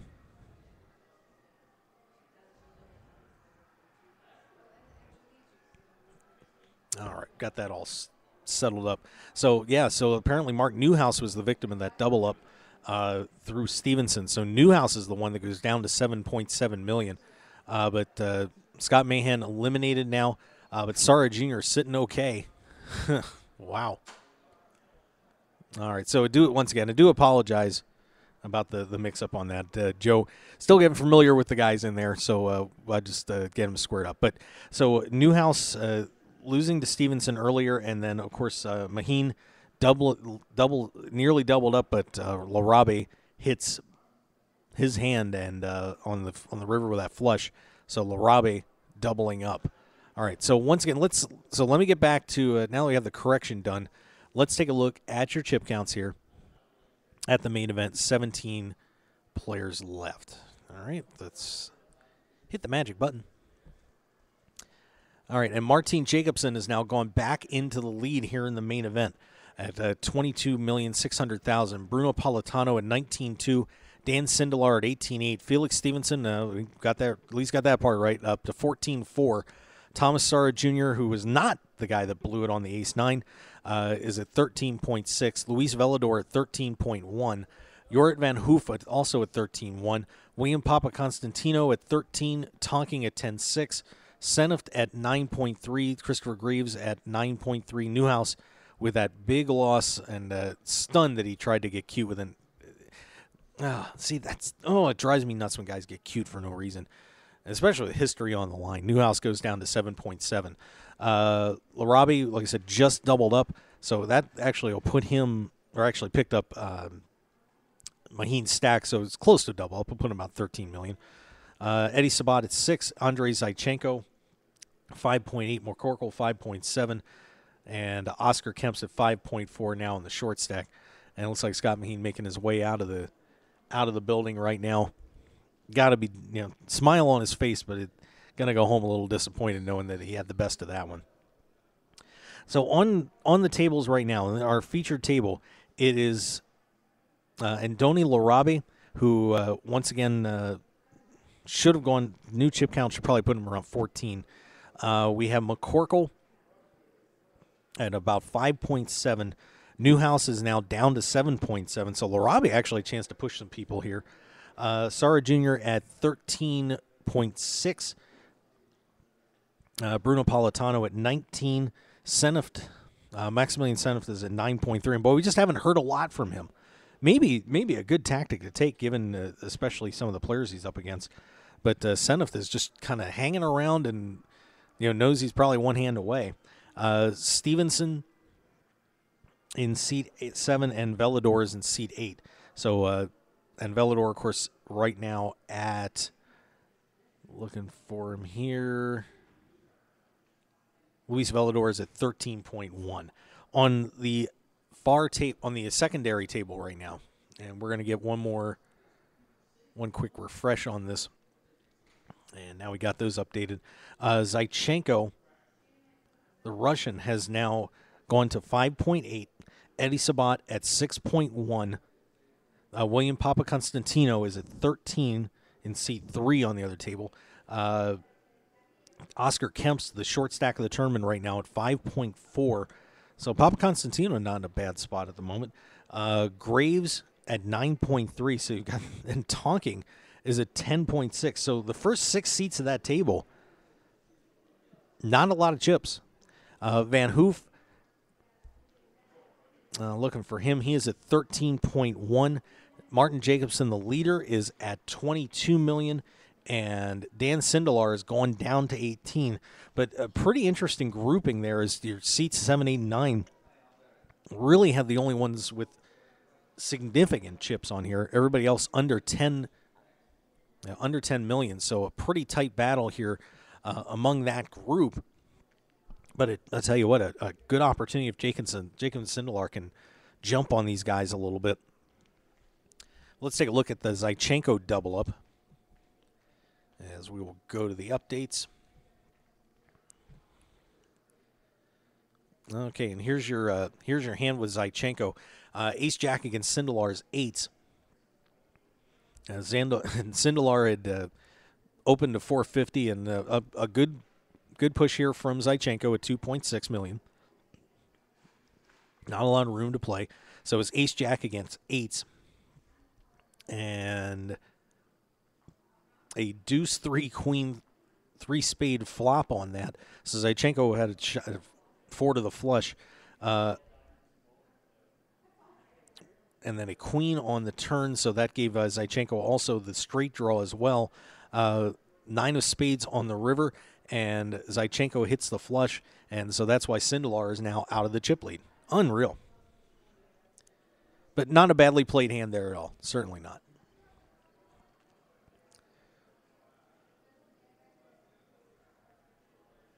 All right, and once again, we are live here at the World Series of Poker. We are at the main event, and of course, giving you live reports from inside the Amazon room and keeping track of everything outside of here as well. Joe Payne doing his thing. Hey, never let him see you sweat. All right, and once again, we're just kind of waiting to get the write up on that last hand too, so we can get the chip counts updated for with the new counts with Andoni Larabi getting it done. And yep, he is now up to 13.1. So Andoni Larabi has now gone into 6th place. He's in a November 9 position. But of course, with the rest of these chips, we're looking at, I'm going to do some math on the fly here real quick. 10, 6, 9, 3. So we're looking at, let's see, 20, let's see, 19, 9, 20, we'll go 29, 38, 44, 54. We've got only have about 60 million chips in play outside of in the bottom 7 positions. So really, there's not a lot of chips out there left to collect. So if someone's going to make a move here and try to get into the November 9 with a big chip lead, they're going to have to go now, and pick off a couple stacks. But really, like I said, only about 60 million chips left in the bottom 9 or the bottom 8 players in this tournament. So good luck on that one. That's going to be, and of course the blinds right now at 100,000, 200,000, 30,000 ante. So right now for these guys, for the most part, you're looking at 270 plus 300,000. It's costing way over 500,000 chips just to play a rotation at this point. And these guys are, even you're looking at Politano's 2nd place. He's at 19 million. He's that's only 20 rotations, if that. I mean, he doesn't even have 20 big blinds on this right now. Almost nobody does. And, of course, and you project that forward coming out, too. I mean, these guys could end up, like I said, Jacobson at 22 bigs right now is the chip leader. This is going to could have some major impact when we get back here in November, because these guys just aren't going to have a lot of chips, unless a couple people start getting aggressive. And so now you're faced in a position where these players are going to have to make a decision, or, am I going to try and knock some people out and chip up and try and move up, or, just hang back and hope I get a hand at some point, because, there's some November 9 positions on the line, and this is going to be tricky. This is going to be really tricky.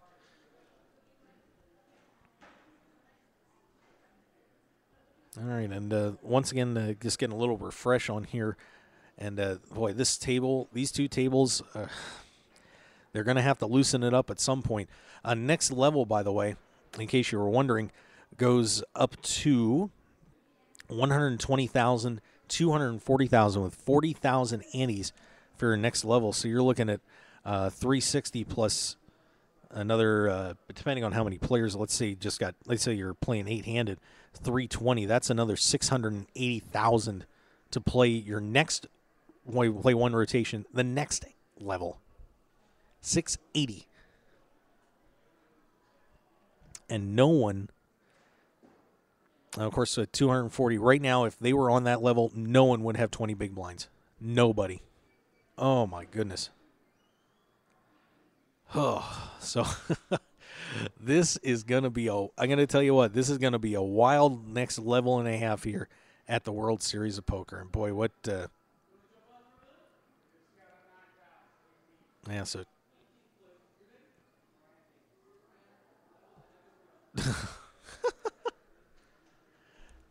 I'm sorry. I'm just laughing that somebody reported something that happened like 5 minutes ago that I reported like 5 minutes ago. Anyway, but Scott Maheen, once again, out in 18th place. Of course, we reported that a while ago.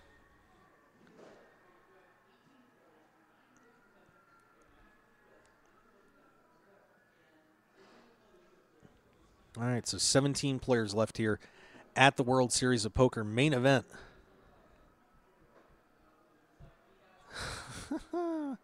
All right, and let's see, Brian Williams. Oh, yeah, and I see Brian WI336 on Twitter.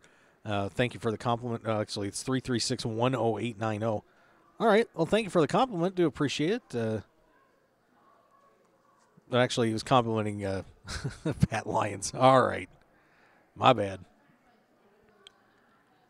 All right, and by the way, also, hey, I want to also thank the Enjoy team, the e-cigarettes, who were kind enough to do another piece with us here with me on the Mark Hoke Show, and thank them for stopping by. That's now up on Twitter, so I'll put that out for you too. There you go. All right, so 17 players remaining here at the World Series of Poker main event, and once again, Joe Payne inside the Amazon room giving us updates on the big hands and everything going on in there.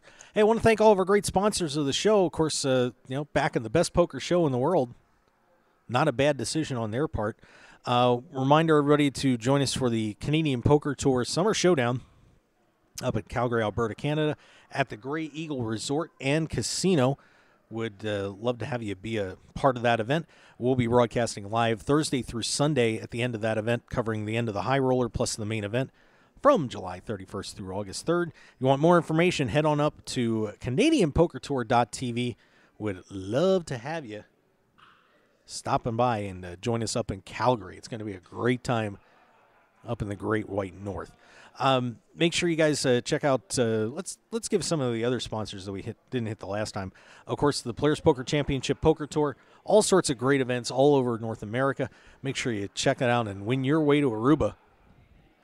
Go to ppcpokertour.com and get your chance to go to Aruba today. You're definitely going to enjoy it. Final 9 Comic, go to final9comic.com. 9 will become one way or another.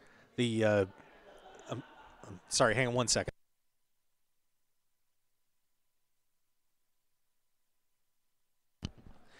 The Final 9 comic, 9 will become one way or another. Download the first issue for free at final9comic.com. Our good friends at Double Digit Covers, get your free winner today. Call 855-489-2700. That's 855-489-2700. And you can join on with Tony Dose and the greatest sports handicapping team in the world over at Double Digit Covers. Stop guessing and start winning with DDC. Our good friends at Deeg Poker, DEEGpoker.com. Yeah, that does stand for degenerate. So get on in there and check out some great new poker apparel today at DeegPoker.com. Also, call Bob Lusk if you need website work done at BlueRail.net, 522-820-5128. It is the home of the Mark Hoke Show and Rogue Wire. So much great stuff going on there. And looks like players are going to be heading out on break. Hey, that's good news. There's some sort of break going on. Maybe, I don't know if that maybe is a deep stack, but we'll see, because if Joe comes out, we'll know what it is. But once again, go to BlueRail.net. They'll host your website for $9 a month, plus they'll also, of course, do great work for you. You know, multi-business platforms, e-commerce, the whole thing. Check it out at BlueRail.net. How far do you want to go? Our good friends in the Nevada Poker League, 17 locations where you can play free poker. That's right, free poker. $50,000 in cash and prizes. NevadaPokerLeague.com. Sign up and, well, you don't have to sign up. Just show up and go play some poker. Have a great time. Also, the brand new book by Dutch Boyd, Poker Tilt. Make sure you go to PokerTilt.com or pick it up on Amazon today. I'm going to tell you right now, it's one of the best poker books I have ever read. If you haven't read it, you are losing out. So check it out today at PokerTilt.com. And, of course, the Grindettes, the top ladies poker team in the world, Katie Stone, Katie Dozier, Jen Shahade, and Jamie Kerstetter. Join them today at Grindettes.com, Twitter at Grindettes, and Facebook, the Grindettes. All right. And, yeah, a bunch of players coming out of here, so maybe we'll be on break coming up.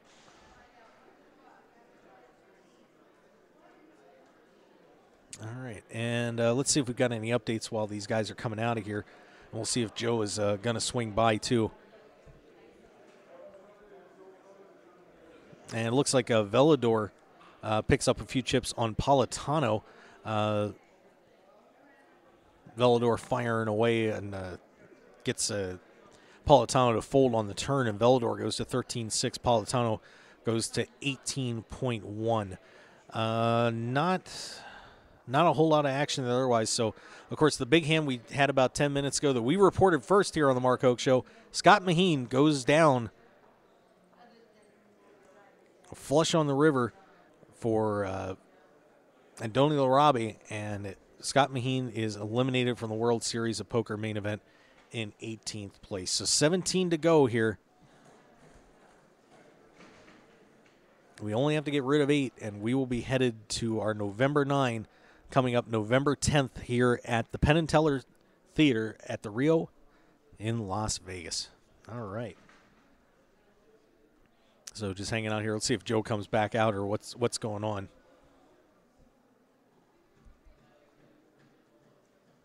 QPod, no, I said if on the next blind level. The next blind level. My math does not suck. Good try, though. That's all right. Next blind level, because they're going to be up to 120, 240. Jacobson is only at 220 or 22 million.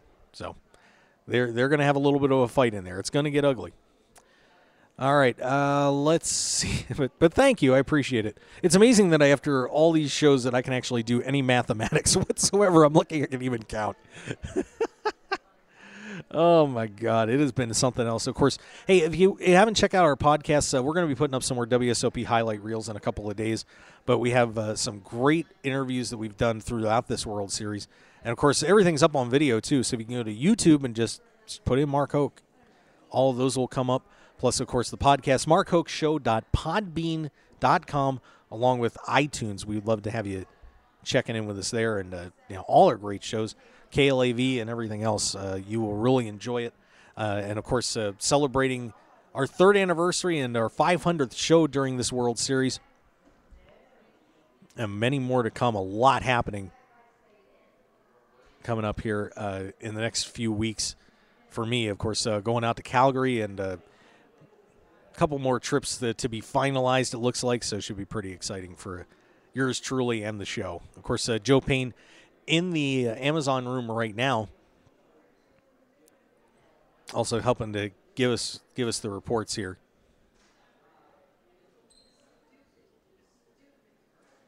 No, the blinds are 240,000, not 24,000. 240,000. That's a lot. No one is that deep right now. Nobody's got 100 big blinds. I'm sure they wish they did. Just trust me. Get out the calculator. It'll be all right. All right. So once again, I'm not sure. Like I said, not sure if the players are on break at the moment. I'm just going to hang out and see if Joe's going to be coming out here.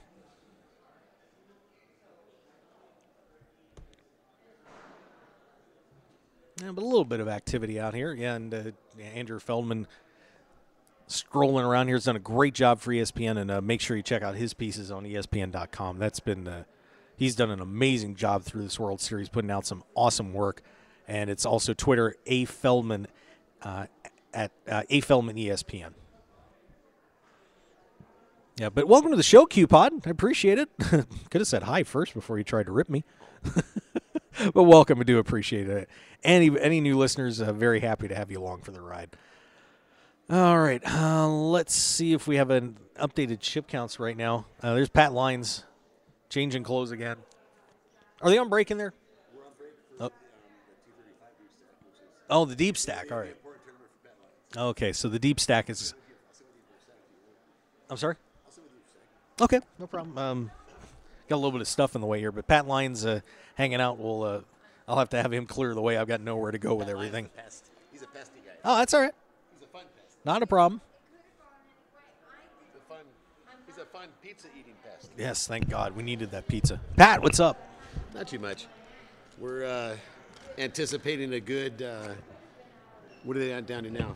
Players. We're down to 17. 17. So we're anticipating a good. We'll call the number 12. 12 players left. That'll be really good. Getting to the 10, and then the 10 to the 9. That's when all the excitement will build. Yeah, it's already getting pretty exciting in there. Yeah, but 17 is like kind of go back to the old Bo Derek days. You want a perfect 10. So you start with 12. 13 is an unlucky number, so we'll go with 12. We'll just say 12. 12 is when it's really going to get good. All right. So we're looking at some interesting poker going on in there right now. No one's seeming able to break away on this. Jacobson's pretty much back where he started today, and Sindelar has pulled into second. Politano in third. I mean, not a whole lot of movement, but it just seems like everybody's picking off a few chips here and there, and off we go. So they're kind of trading chips.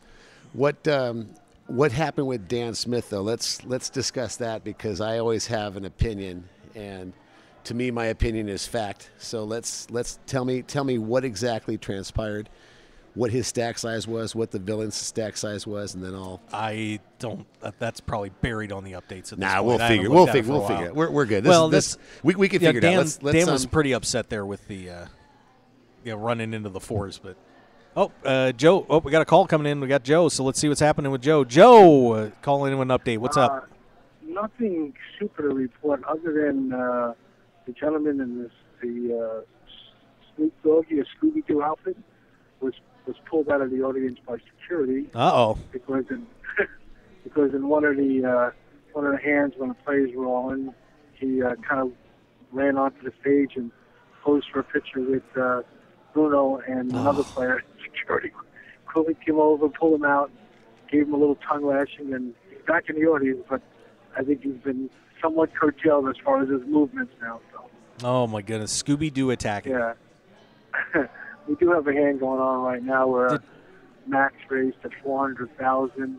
The flop came 3 of clubs, king of spades, 10 of clubs, and we have Max and it looks like Andoni in the pot together.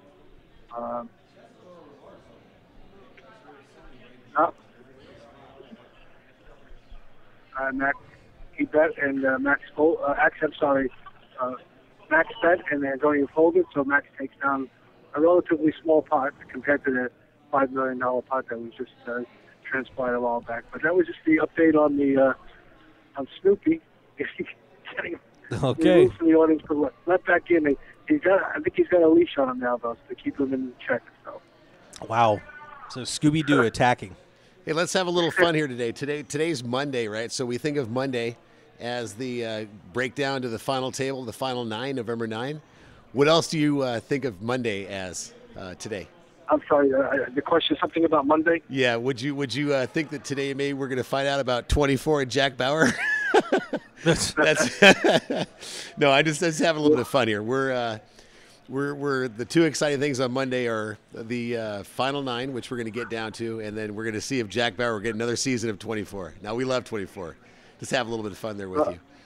Alrighty. just kidding around. Pat's messing around out here. He's in a tournament. He's in focused. la la land. By the way, I think I owe it a math apology. Yeah. On my big blind counts. I apologize. I went brain dead, and I apologize. So, all right, Q-Pod, you got me. I'll get back to you if anything major transpires. Okay, thank you, Joe. Appreciate it. All right, so the deep stack here. Now, are you guys playing the Amazon room? No, we're actually, yeah, the Amazon room. They stuck it in there. No, but it's awesome, though. See, here. Well, sure. Here's my thing. You have a room, we'll call it the pavilion room or the Brasilia room. Why should they have a room that is going to be used for something else? Why should they tie it up and put our small tournament in there when they can make better use of their people? And we're sort of tucked over in the side, and it actually keeps it a busier room, a bigger room. We're not making a lot of noise, and it's actually almost 200 players buying it today, which is actually a pretty damn good final $235 deep stack event. It's all to the success. How many players do you have in there? There are about 200 right now. Wow, that's pretty good. It's very good, considering it's a non-guarantee tournament. But I put this back to Jack Eiffel. He's supposed to follow me. Why he's not following world famous Pat Lyons is killing me. But anyway, long story short, I said there'd be 170 today. He gets 200. It's all because he did such damn good scheduling in all of the places, the tournaments, Aria, the Venetian, when everything's been a very successful tournament. And we owe it all to Jack Eiffel's scheduling of the tournament events and Mark Hoke's show with great coverage. Other than I can't do math today. And my diet went to hell with the pizza. Yeah, well, what are you going to do? Hey, so let's do a quick let's do a little philosophy here, though. Real fast philosophy with you're going to make Dan me Smith. think. All right. No, it's easy because it's Dan Smith's hand. Did he have ace king or did he have pocket fours? He had the ace king. He had the ace king.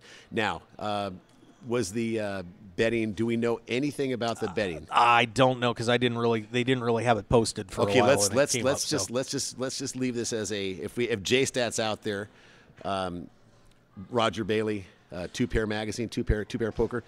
These guys would just know me. Anybody would agree with this. If you have ace king, you essentially want to push somebody off of a hand. So you're going to raise your ace king or re-raise an open raise. Now, if you have fours most likely made some type of a bet, got stubborn, maybe he went all in, ace king called. I don't like pocket fours even being in the hand period, and ace king calling. You can do it in, for example, our 235 deep stack because we're only playing for maybe $10,000 for first on a 235 buy-in. But when you're playing a 10K buy-in with life-changing money potential, 10 million, and the fame of winning the World Series main event, neither one of those hands should have gotten that involved. So that's my opinion. Sorry, Dan Smith. Dan was very disappointed walking out the door. I tried to say hi to him. He didn't say hi to anybody. He was doing the Ivy sprint. Yeah, I mean, if you're gonna leave, I mean, I don't want to compare it to Messi getting the soccer ball, the golden soccer ball, but he wasn't overly happy too. You know, you get the best player in the World Cup soccer, but you don't win the event. You know, so I don't know. There's always going to be losers and only one winner. So reference to horse racing, second sucks. Okay, here's your hand. They finally did get that posted up here. Smith raised to 350 in the hijack. Van Hoof bet out to 900,000 on the small. What's the stack size though? That's the key. I'll be able to get it in a second. Okay, we've got lots of time. Just let me read. Attababy. Just let me read, Pat. I got it. Okay. Even though I can't do math. No. This is good. Yeah. Smith raised to 350,000 hijack. Van Hoof 3-bet to 900,000. Smith 4-bets to 1.825 million. Van Hoof tanks goes all in for 6.425 million. He had Smith covered by about 400,000. Smith looks at his whole cards again, then calls. So Smith made the call with the ace king. Van Hoof with fours, and we've got Joe calling in here. So let's find out. Joe, update from you. What's going on, sir? It seems like we've lost the player off on the secondary table. It appears to be Andrei Kamchenko. I believe that's how you pronounce his last name. Zychenko? Yeah, it seems to be he's our latest or newest winner, as you would say, but he is no longer in the field. All right. So Zychenko has been eliminated out on the secondary table. So that puts us down to 16 players left here in the main event of the 2014 World Series of Poker. So, wow. That's awesome. That was coming in from the room. That was on Joe. All right. My bad. Alrighty. All right. Okay. Thanks, Joe. All right, bye. All right. So Andrei Zychenko is out, and another one gone, another one gone, another one bites. Oh, that's Pizza Joe, huh? Yeah, that's Joe. That's awesome. That Joe's a great guy. He's Pizza Joe. Okay, hey, here's the thing now. So we know what happened. So Dan Smith led off with the first raise on the hijack. Then he got 3-betted. Then he came back 4-betted. Then the player shipped fours. In Dan's mind, what he thought is, I'm trapping you with ace king. You're making a move. That was not a good play. You're flipping at best, and you're also, that's sort of, I'm going to be kind of funny here, it's an amateur move. Call me wrong, but world famous Pat Lyons knows. In the smaller tournaments, you can do a move like that. But there, you know for sure, if he's shown aggression 2 times, 3 times, he has to have ace king beat. He's not doing that with ace queen. And why do you want to jeopardize? If you're the better player, why do you want to give the guy a chance to Or why do you want to try to catch luck on him or give him a chance to get all your chips? Yeah, I'm not sure. Yeah, I'm not sure that I like, either the 4-bet or the all-in He call. got emotional. He got his ego involved. We know about my ego, but anyway, I'm going to zip in there and take a look at the 235 deep stack. Come back out here. We're going to make this show fun. If you guys have any ideas or anything that you think, go crazy on the chat box. And I want to see J-Stat out there. Give me some information, baby. Fire back at us. And this is going to be a good thing, but when we get 12 players left, you're going to have 2 short tables, 2 6-handed tables. That's when you're going to see a lot of kick-ass poker, and believe me, it's going to get really good when it goes 12 to 11. And it's going to change the dynamics when it gets to 10, but it'll be interesting to see how the big stacks go at each other. Yeah, there we go. All right, Pat, good luck. Deal. Play well. Thank you. All right, Pat Lyons stopping in. He's just having fun over here. You agree, though, huh? You like my philosophy? Sure. If he was the mover, Forrest can't call. Yeah. He knew somehow just by figuring the whole thing out. But he thought he was trapping. He thought, I'm going to make you make a move. Why go from Yeah, I agree. That's 3 to 9 to 1.8? Yeah, I didn't like either of it. So, all right, there you go. Go get him, Pat.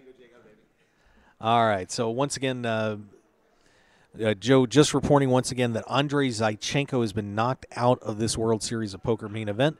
16 remain, 8 on each table. So one interesting part about that is, of course, with the elimination on the secondary table, it avoids a player being moved over. So these guys get to stay with the group they're on, and I think a few of them are going to be pretty happy about that. So reset this for you real quick. Let me see what does everybody do? Chat box. Let me hit you. QPod saying Dan Smith censored, so I'm not sure what profanity was in there, but there you go. Casino Examiner saying Pat Lyons owns Dan Smith. Yeah, and I do apologize, QPod. I'm sorry about the blinds. I'm tired. I will start doing stuff in my on paper now, so I don't have to think. Let's see. Thomas says that guy's just annoying. All right. Lyons plays a style it's impossible to read, but I know his major tell. Ooh, there you go. I have an idea. I can go back play that tournament. No, but yeah, I mean that, like I said, I'm not big on that. I'm not big on 4-betting with the 4s, or unless you may have had a read. I mean, you got the one thing you have to do is when you're at the table. Not at the table. It's easy to second guess these guys, but sometimes, of course, you have a read and you trust it, and the 4s were weak, and Dan thought he could maybe get them off the hand, but unfortunately, it didn't work out for Dan Smith, and he was eliminated here a while back at the main event. Okay, so once again, your table draws remaining. Let's just reset this for you so I can reset and not sound stupid anymore. Go back to, let me get everything squared up on the screen. Okay, Andoni Larabe in seat 1 on the featured table. Larabe now at 12.7.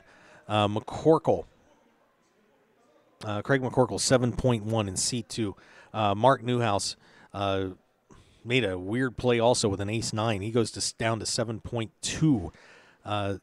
Thomas Sarra Jr. out of Girard, Ohio, 14.1 in seat 4. Bruno Politano at 8 point. Oh, and here we go. Joe's calling again. The phone keeps ringing. Joe, update. What's up? Okay, we just had a hand that went down between Louis Zalabar and Max Seifert, I believe that's how you pronounce his name. But Louis was in a position under the gun +1. He made it 500,000, was folded all the way back around to Max, who was in the big blind, and he called. The flop came 5 of spades, 10 of hearts, 5 of diamonds. Max checked. Louis bet 775,000. Max called. The turn came to 7 of hearts. It was check. The river was the 9 of hearts. Once again, it was check. Max turned over pocket 8 for 8s and 5s. And Louis mucked his hand, and Max pulls in a pot of a little over $2 million. $2 million, actually more than $2 million, about $2.2 million. Okay, so Maximilian Seneft has chips up a little bit. That'll put him around 11 if I'm correct. All right, so there you go. So that evens those two guys out. Thanks, Joe. All right. All right, Joe Payne inside the Amazon room, giving us updates on the feature table right now, and keeping an eye on things as well over at the secondary table. But that pretty much that's going to swing Seneft and Velador just about even, maybe Seneft up a little bit. All right, so once again, that featured table is Larrabee, McCorkle, Newhouse, Sarah Jr., Politano at 18.9. That hand for Seneft should put him around 12 million.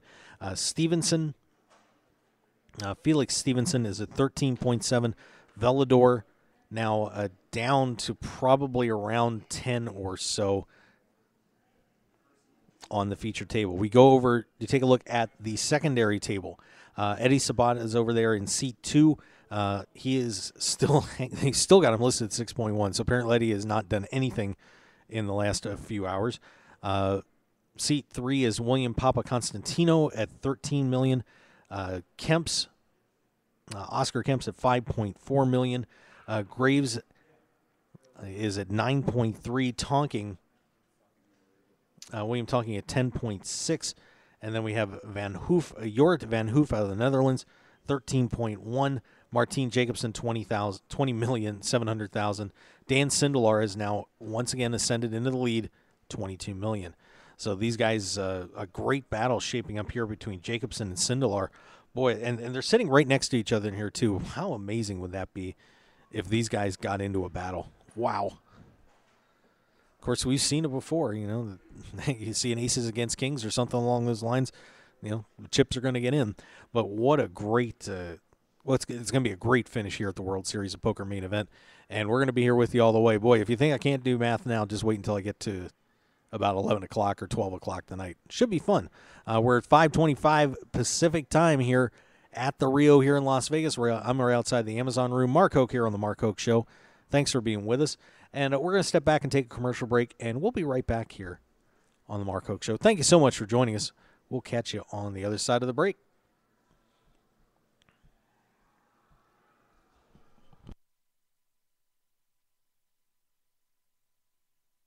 The Canadian Poker Tour returns to Calgary, Alberta, Canada for the CPT Summer Showdown July 24th through August 3rd at the Grey Eagle Resort and Casino. With 10 big events over 11 days featuring over $500,000 in guarantees, it promises to be one of the most exciting events on the summer poker calendar. Plus, the Mark Hoke Show will be there live from July 31st through August 3rd for coverage of the CPT Summer Showdown High Roller and Main Event. For the full schedule and outstanding hotel and flight discounts, just visit CanadianPokerTour.tv. That's CanadianPokerTour.tv. See you in Calgary July 24th through August 3rd at the Grey Eagle Resort and Casino for the Canadian Poker Tour Summer Showdown.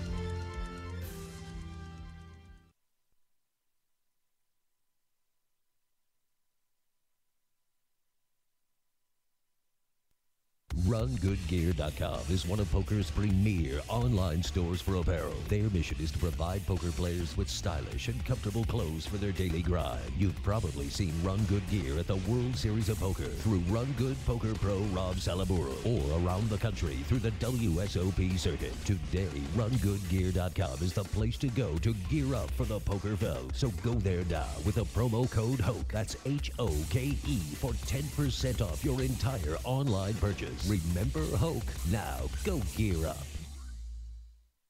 When it comes to custom poker tables, why would you buy something someone else designed and even named for their sales or marketing purposes? The Nighthawk, the Gambler, the Big Slick, the Nuts. Sure, you can customize it if you want, as long as you choose between black, red, or even green cloth, but that's about it. When you choose to play off tilt, it's not just another table, it's your table. The same price gets you a fully custom designed table that reflects your style and game. Off tilt makes it easy to design a truly one-of-a-kind custom poker table that'll give you home table advantage. advantage. Sure, Off Tilt could name their tables for marketing purposes, but why? It's not ours. We don't play on it. And to be honest, there are over 1,000 named Off Tilt tables worldwide, including the WSOP, the Deep Stacks Poker Tour, the Jonathan Papelbon, as well as Julie's, Chris's, Scott's, Amber's, Tristan's, just to name a few. So let us add your name to the list and deliver a truly custom-crafted, furniture-quality poker table worthy of your game. Visit www.offtiltpokertables.com or call Brian Knott today at 262-490-3812. We'll show you why Off Tilt is the only way to play. Sports bettors, tired of getting beat every week at your sportsbook? It's time to stop guessing and start winning.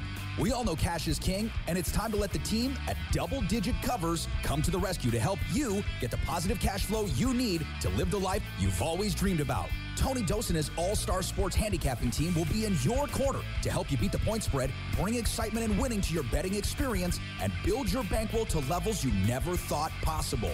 Get free winning sports information at doubledigitcovers.com. Stop guessing and start winning today at doubledigitcovers.com. Call now for today's free winner. 1-855-489-2700. That's 1-855-489-2700. At Team Poker Joker, we build innovative, high-performance, poker-focused apparel designed to keep you cool and calm in tough situations. Wait, no we don't. We've just got a cool brand representing the suits of this beautiful game called poker. Our gear won't make you better, but it will keep a smile on your face. So don't be so serious and show you know how to have fun. Get your Poker Joker gear today at TeamPokerJoker.com. Grin and win today at TeamPokerJoker.com. All right, and we're going to cut in here real quick. Joe is on the line. Joe, what's up? We have a big pot brewing here at the main table between Felix Stevenson and Bruno from Brazil. Bruno originally raised to $455,000.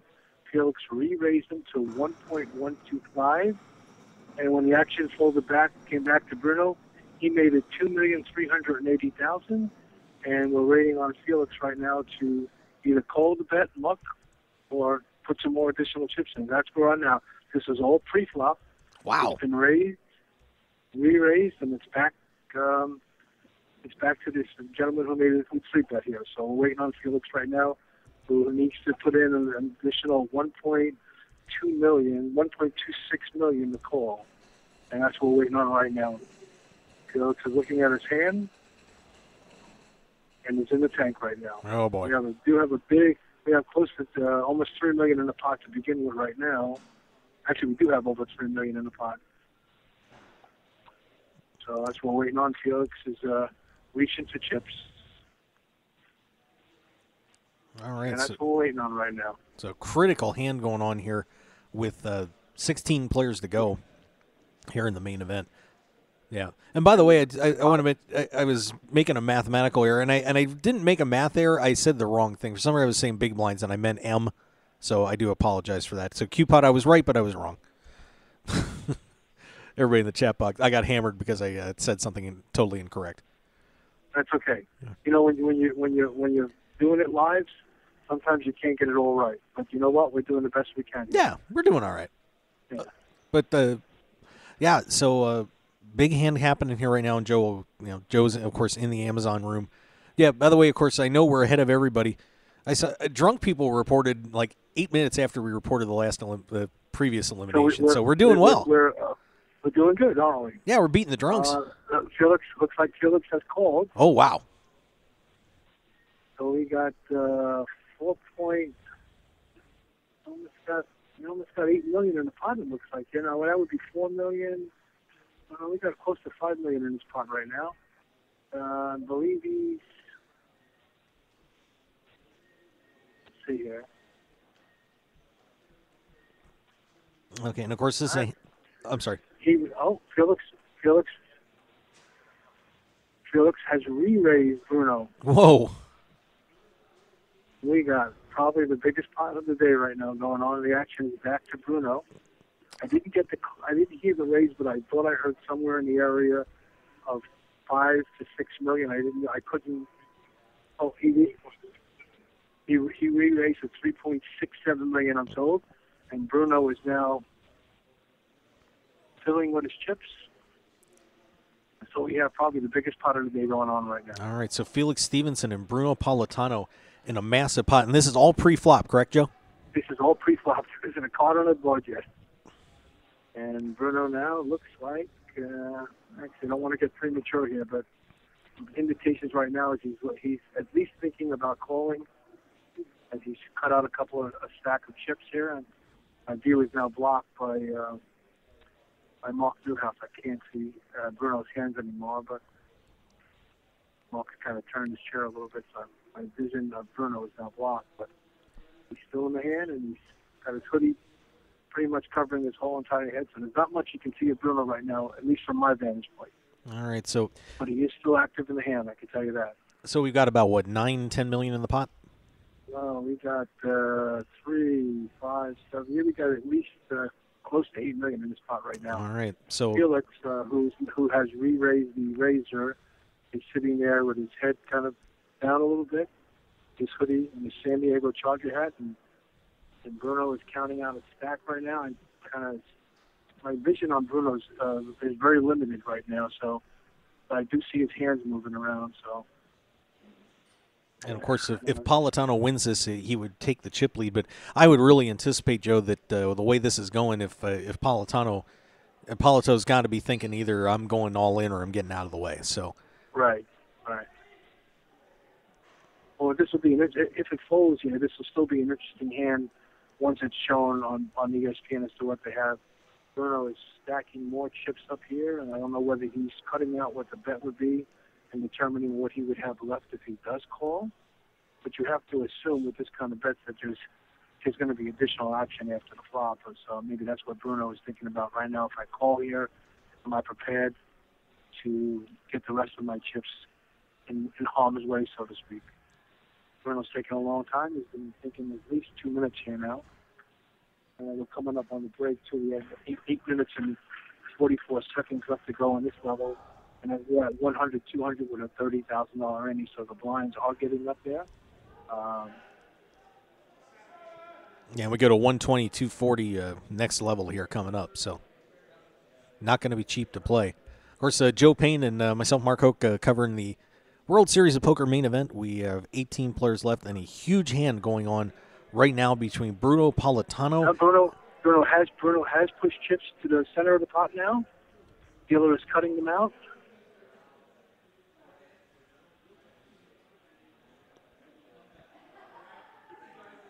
Oh!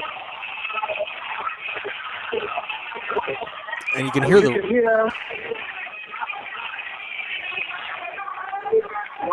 the room is erupting. We can hear it. As you can hear from the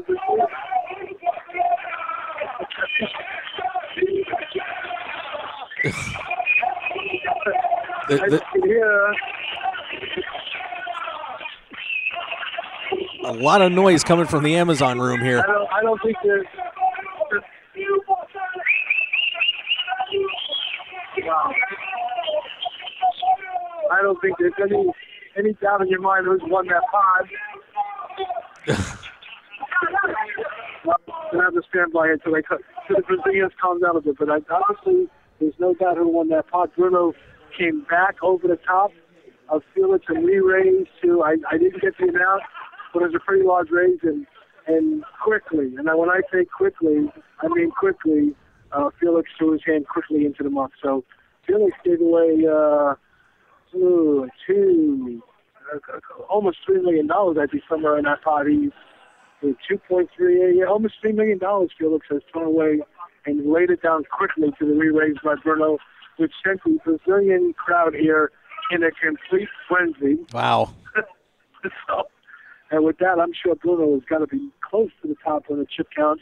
I don't have the chip count here in front of me, but his stack is healthy, and I think Bruno getting to the final 9 here would be a shot in the arm for poker, because there's going to be a large, when I say large, if there's this big of a crowd now for Bruno, and he's not even in November 9, I can only imagine what the Penn and Teller Theater will be like in November, if in fact he does make the final table. You bet. The Brazilian contingency would drive this place nuts. So Bruno Politano probably should be up right around the chip lead with Dan Sindelar at this point. Yeah. And Felix Stevenson taking a big hit to Bruno's the stack.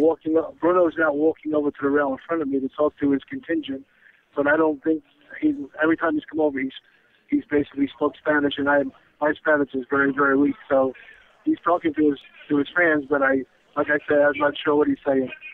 All right, so Bruno All right, Politano. we'll let you go, and I'll get back to you if there's any other. That's Bruno talking in the background. All right, so I got some. Snoop Dogg has come down to the rail to greet him. So I'll let you go, Mark. I'll get back to you as soon as something else transpires. Okay, so big hand there with Bruno Politano taking on Felix Stevenson, and Stevenson's going to blow some chips on that. I don't know what he was getting cute with, but we'll see it on ESPN soon enough. But Bruno Politano with that one has probably caught Sindelar, given the action Joe relayed to us. So Bruno Politano. Oh, my goodness. Can you imagine we get the Brazilians in there? Oh, the Penn and Teller Theater will never be the same. All right. So once again, I don't want to go through too many chip counts until that gets completely updated. Let's see if we have any more news coming in from the Amazon room.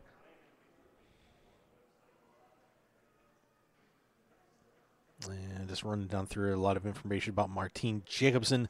Yep, and we, of course, did lose Zaichenko.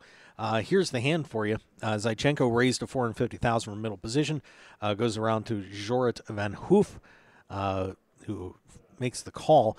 Flop 9-8-7-2 hearts. Van Hoof bets 550,000. Zaichenko calls 4 on diamonds on the turn. Van Hoof checks. Zaichenko bets 1.075 million. Van Hoof tanks, goes all in. Zaichenko then eventually makes the call. Van Hoof shows a 10-6 for a made straight. Zaichenko not happy. He throws at least an ace down, and Van Hoof had flopped a straight, aces, excuse me, and Van Hoof has Zaichenko drawing dead. So we haven't seen aces getting cracked too many times here. A lot of times so far recently in this tournament, aces have been holding, but unfortunately not this time, as Van Hoof somehow made a call with a 10-6 suited, and Zaichenko is out in 17th place. So pretty unfortunate one there. But got to tell you, you may have wanted to slow that down with a 7, 8, 9 on that board. But that's the way it goes. So Andrei Zaichenko, your 17th place finisher here at the World Series of Poker main event. All right. So, yes, I can calculate him. I feel a little better now. So I'm like, where did I come up with that number big blind? Oh, God. M's is where we're going with that. All right. So break coming up here for the guys in just a few minutes. And, boy, that's going to be one for Stevenson to swallow on for a little bit. When they come back from break, blinds are going to be 120,000, 240,000, 40,000 ante. So price of poker getting a little expensive in there.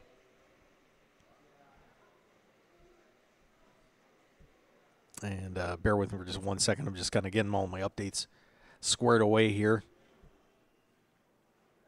Once again, 16 players remaining. And there's a really pretty blonde in a pink sash. I'm not sure what she's doing. That's part of the fun part here. Dan Sindelar, by the way, has chipped up a little bit as well. He has gone to 25,500,000. Followed by Bruno Politano on that hand goes to 22,490. And then Jorrit Van Hoof, because of that couple of recent hands, goes to 19,150,000. So Martin Jacobson has also fallen down now. He's going down to 16.8. So things are swinging pretty heavy here. But Jorrit Van Hoof, first time he's been in the top 3 that I can remember here in this main event. Jacobson to 4th, and Andoni Larabi, thanks to that earlier hand Joe reported, is at 14.3. William Papa Constantino has just been slow and steady. Out of Draycott, Massachusetts, $13 million in chips. Thomas Sara Jr., the rookie, the tournament rookie, $12,360,000. Max Senft at $12,270,000. Luis Velador at 10.2. William Tonking also at 10.2. Felix Stevenson down to $10 million thanks to that hand. Christopher Graves at 8.5. Craig McCorkle 7.6. Mark Newhouse, could the dream be dying here? He's down to 6.5. Eddie Sabat at 5.2. Oscar Kemps at 4.6. So that's your reset. 16 players remaining here at the World Series of Poker main event. We're looking to get down to 9. Only 7 players to go, and this is going to be all over. And everybody here at the Rio gets to pack it up and roll it home.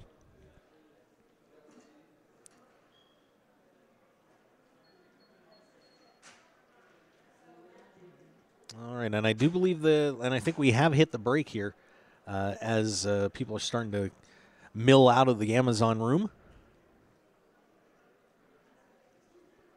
And Brick Mason saying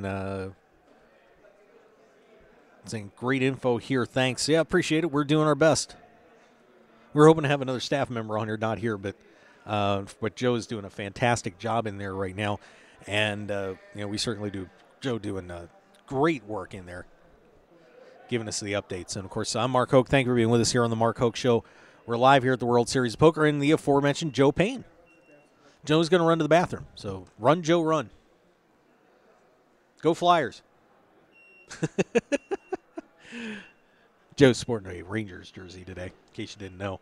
But thank you for being with us, guys. And if you're in their chat box as a guest and want to tell me that I'm an idiot, you're more than welcome to do so. Just go to ustream.tv and join us. We would love to hear from you.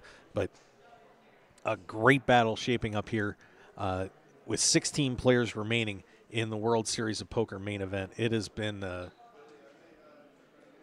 outstanding tournament here. And, of course, we have some great pros left in this thing. We have some unbelievable stories of amateurs trying to get through. The Brazilians battling their way through this and livening up the room. But it is 16 players left as they are playing for the World Championship. And Kara Scott is just like, screw this, I'm going home. I got a read on you, Kara. Oh, my God. All right, so we'll have Joe back up here. Once again, players on break when we come back, $120,000, $240,000 on level number 33, 40,000 Annie, or 40,000 Annie on that. And, of course, and those 5,000 chips are going to be coming out of there, too, after this. So, all right, and one of the players out here kind of getting hugs, and it's an exciting time for these guys and their friends. I mean, Jimmy James, what's up? Yeah, we're all getting a little loopy. All right, and Joe is back. Boy, Joe, you're enjoying a show in there, my friend. How about that? There must be a 1-800-Brazilian number because every 10 to 15 minutes, more Brazilians are showing up. It never fails. It never fails. They have the Portuguese signals going, Wow. It's pretty exciting in there. Yeah. Remember before I told you it was kind of focused and quiet? Not so much now? Not so much anymore. We're getting down some serious. I mean, and the Brazilians make it fun. I mean, I don't know if you heard them in the background when I was trying to report what was going on. Oh, we couldn't hear anything with the Brazilians. I stopped reporting because I figured there's no doubt now who won the pot. When they calm down, I'll tell you exactly what happened. So, that was a pretty interesting hand. It looks like, what do you call it? Felix lost close to $3.7 million on that hand, something like that. That's about right. Yeah. Wow, that's got to hurt a little bit. Yeah, and these chip counts are just still so tight, Joe. I mean, what is your prediction? I'm sure we're going to see this hand for sure. Are you thinking it's aces versus queens there, or because I don't think either one of them laying down kings there. No. It might have been queens Maybe or jacks jacks. or an Yeah. ace king hiding under there. Maybe. No, I don't Ace king think. I don't think. No, that was too much money for ace king there. Dan Smith did. Not Yeah. busting on Dan. I'm just saying. Well, you kind of. I didn't try it. I mean, I'm not gonna bust Dan Smith's chops too much. Guys won more money than I probably made in my life. and he wasn't too happy walking out the door. No, he was a little upset. Just Yeah, no, I would be. You know what? I'm going to say right now, I'm going to go on a limb and say neither one of those players had ace king there because that was just too strong. I'm trying to grab my notes here to kind of replay the whole hand over. I have so much scribbling going on. Yeah, you're doing a great scribbling job. There's so much, there's so much potential action, and I don't want to call in on every little hand. Right. I'm just trying to call in on hands that are significant, and that one obviously was real significant. I don't know. Are we close to a break here or something? So I'm not fiddling around. I know the notes are here. I'll get to it. It's just okay. Bruno raised to 455. Felix re-raised to 1.125. It came back to Bruno, who raised to 2.38.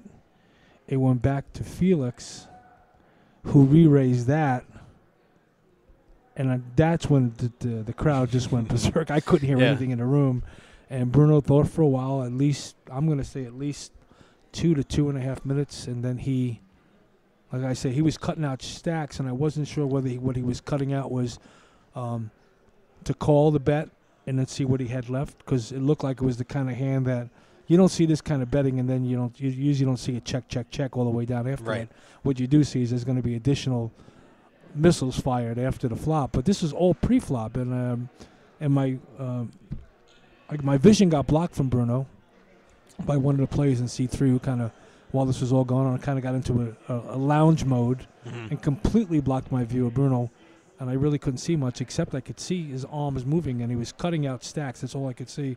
So I don't know, and I'm sure when you watch it on ESPN later on, you'll be able to see whether he was just cutting out to see what he had left, or he was just cutting out his raise.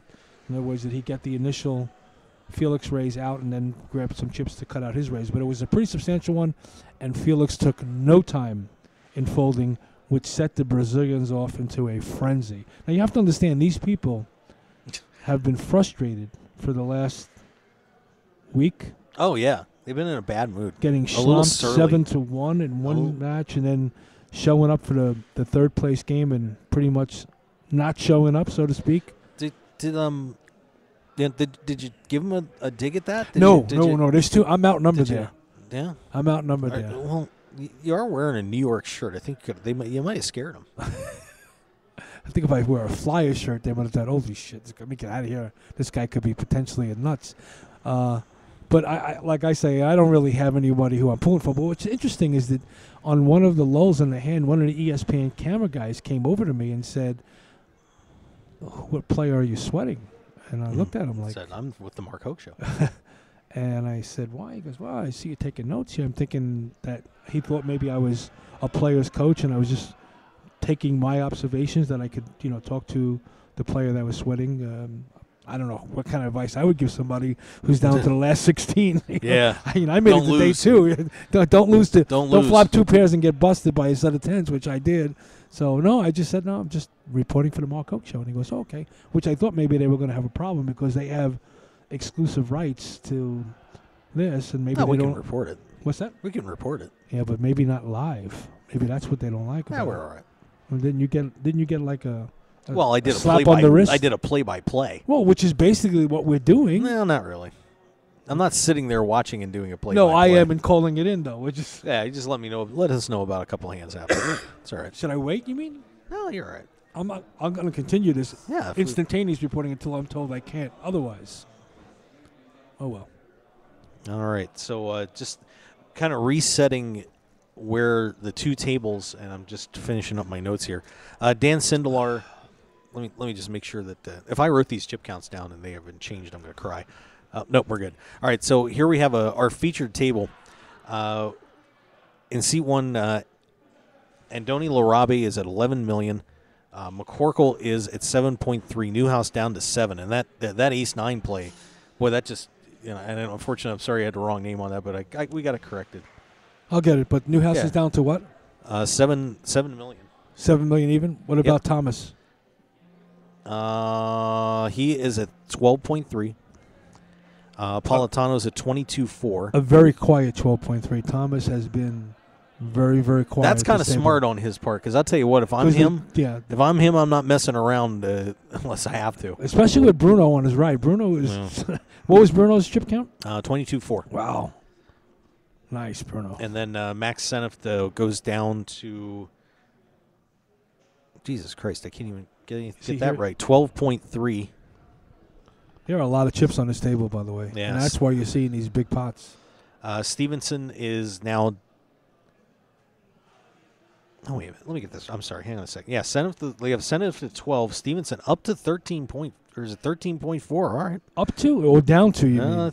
That's an interesting count, unless he hit a couple hands late or something. No, they played one more hand, and we're on dinner break right now. You know that, right? Yeah. Yeah, so. Oh, we are on the dinner break? Yes. Oh, we're on dinner break. Okay. Well, at least they put an hour and a half on a break. Okay, so that means we're on dinner break. Senef, they have Senef at 12-2. They have Stevenson at 13.4, but I don't know if that's right. That doesn't sound right. That doesn't sound right. Velador is at 10.1. Wow, there's a lot of chips on this table. Yeah, and then, you go to the other one, we got Eddie Sabat. 50. Yeah, Eddie Sabat is at 5.2 on the other table. William Papa Constantino at 13. There's almost 95 million just on this table alone. Yeah, if your numbers are correct, which I think they are, 20, 30, 40, 50, 57, 67, 69, 86. Take that back. I count over 100 million at that table.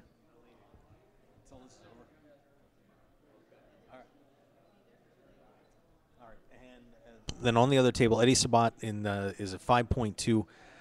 William Papa Constantino at 13. Oscar Kemps is at 4.6. Graves at 8.5. William Tonking is at 10.2. Yeah, I get about 94 million at the feature table. Then it gets ugly on this other one. Van Hoof is now at 19.1.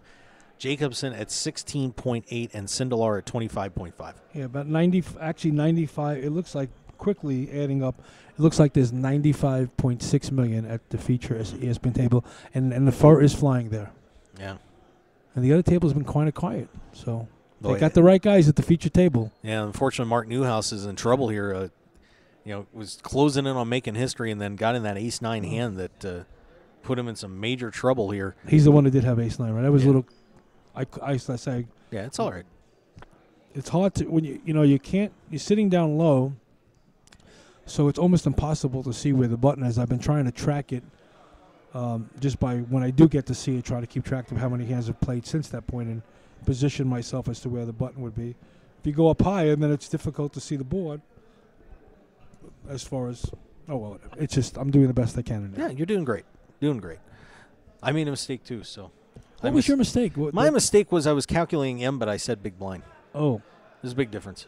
Okay. And the chat box people they quickly pounced on you. They pounced. Was it Casino Examiner? No, it was our new friend Q-Pod. Oh, welcome Q-Pod, and thank you for keeping Mark in check. Yeah, Stevenson won $3 million back apparently on, I don't know, you didn't see the somewhere. hand, okay, I must have missed that. Yeah, that's all right. It's the birthday girl. Yeah, this is the birthday girl. Except you don't have a birthday suit on. No, that's unfortunate as well. All right, so that's where things stand as we head into the break. Dan Sindelar is your chip leader. So we're at the dinner break. I think. That's what I said. Said I want to have break. So. All right. So that means we're going to take our break. We ate already, though. Yeah, we ate already. But thanks to Metro Pizza. Yes, thank you, Metro Pizza. So we do appreciate it, and we're going to step back. We'll be back on in about 1 hour, so let's call it. Let's just call it 7 o'clock. 7 o'clock. They'll be back at 7:15, according to my calculations. Okay. So we'll take a break for 1 hour and come back here on the Mark Hoke Show. Joe Payne doing an outstanding job. Thank you, sir. Nailing it in there, buddy. I'm trying. And we're going to get back to see who's going to be going to November 9. 16 players left. 7 to go. 7 sad people. Even though the sad people are going to make a lot of money. Considerable. Yeah. It's What's a the good next chunk of money. payout? You always do that. I do that to you. I know, and I should have known you were Because, you know. I should have known you were going to throw that out there. Prize pool right now, we are at We're at 16 players. So the next payout is going to be $347,521, and then we jump up next to the 441,000. Pretty big jumps, huh? At our level. Yep. Wow. It's $100,000. Wow. So I might be trying to hang in there for a little bit if I'm in trouble. I don't know. See if I can get to that, pick up that extra $100K. That would be all right. Okay, so let's take that break, and we're going to come right back here at 7 o'clock Pacific time here on the Mark Hoke Show. So give us a chance to breathe. We'll get refocused. Oh, God, don't do that ever again. And we will be right back here, 7 o'clock Pacific time. So give us 1 hour, and then we're going to be here for the duration. So we will see you guys in 1 hour. Thanks for joining us.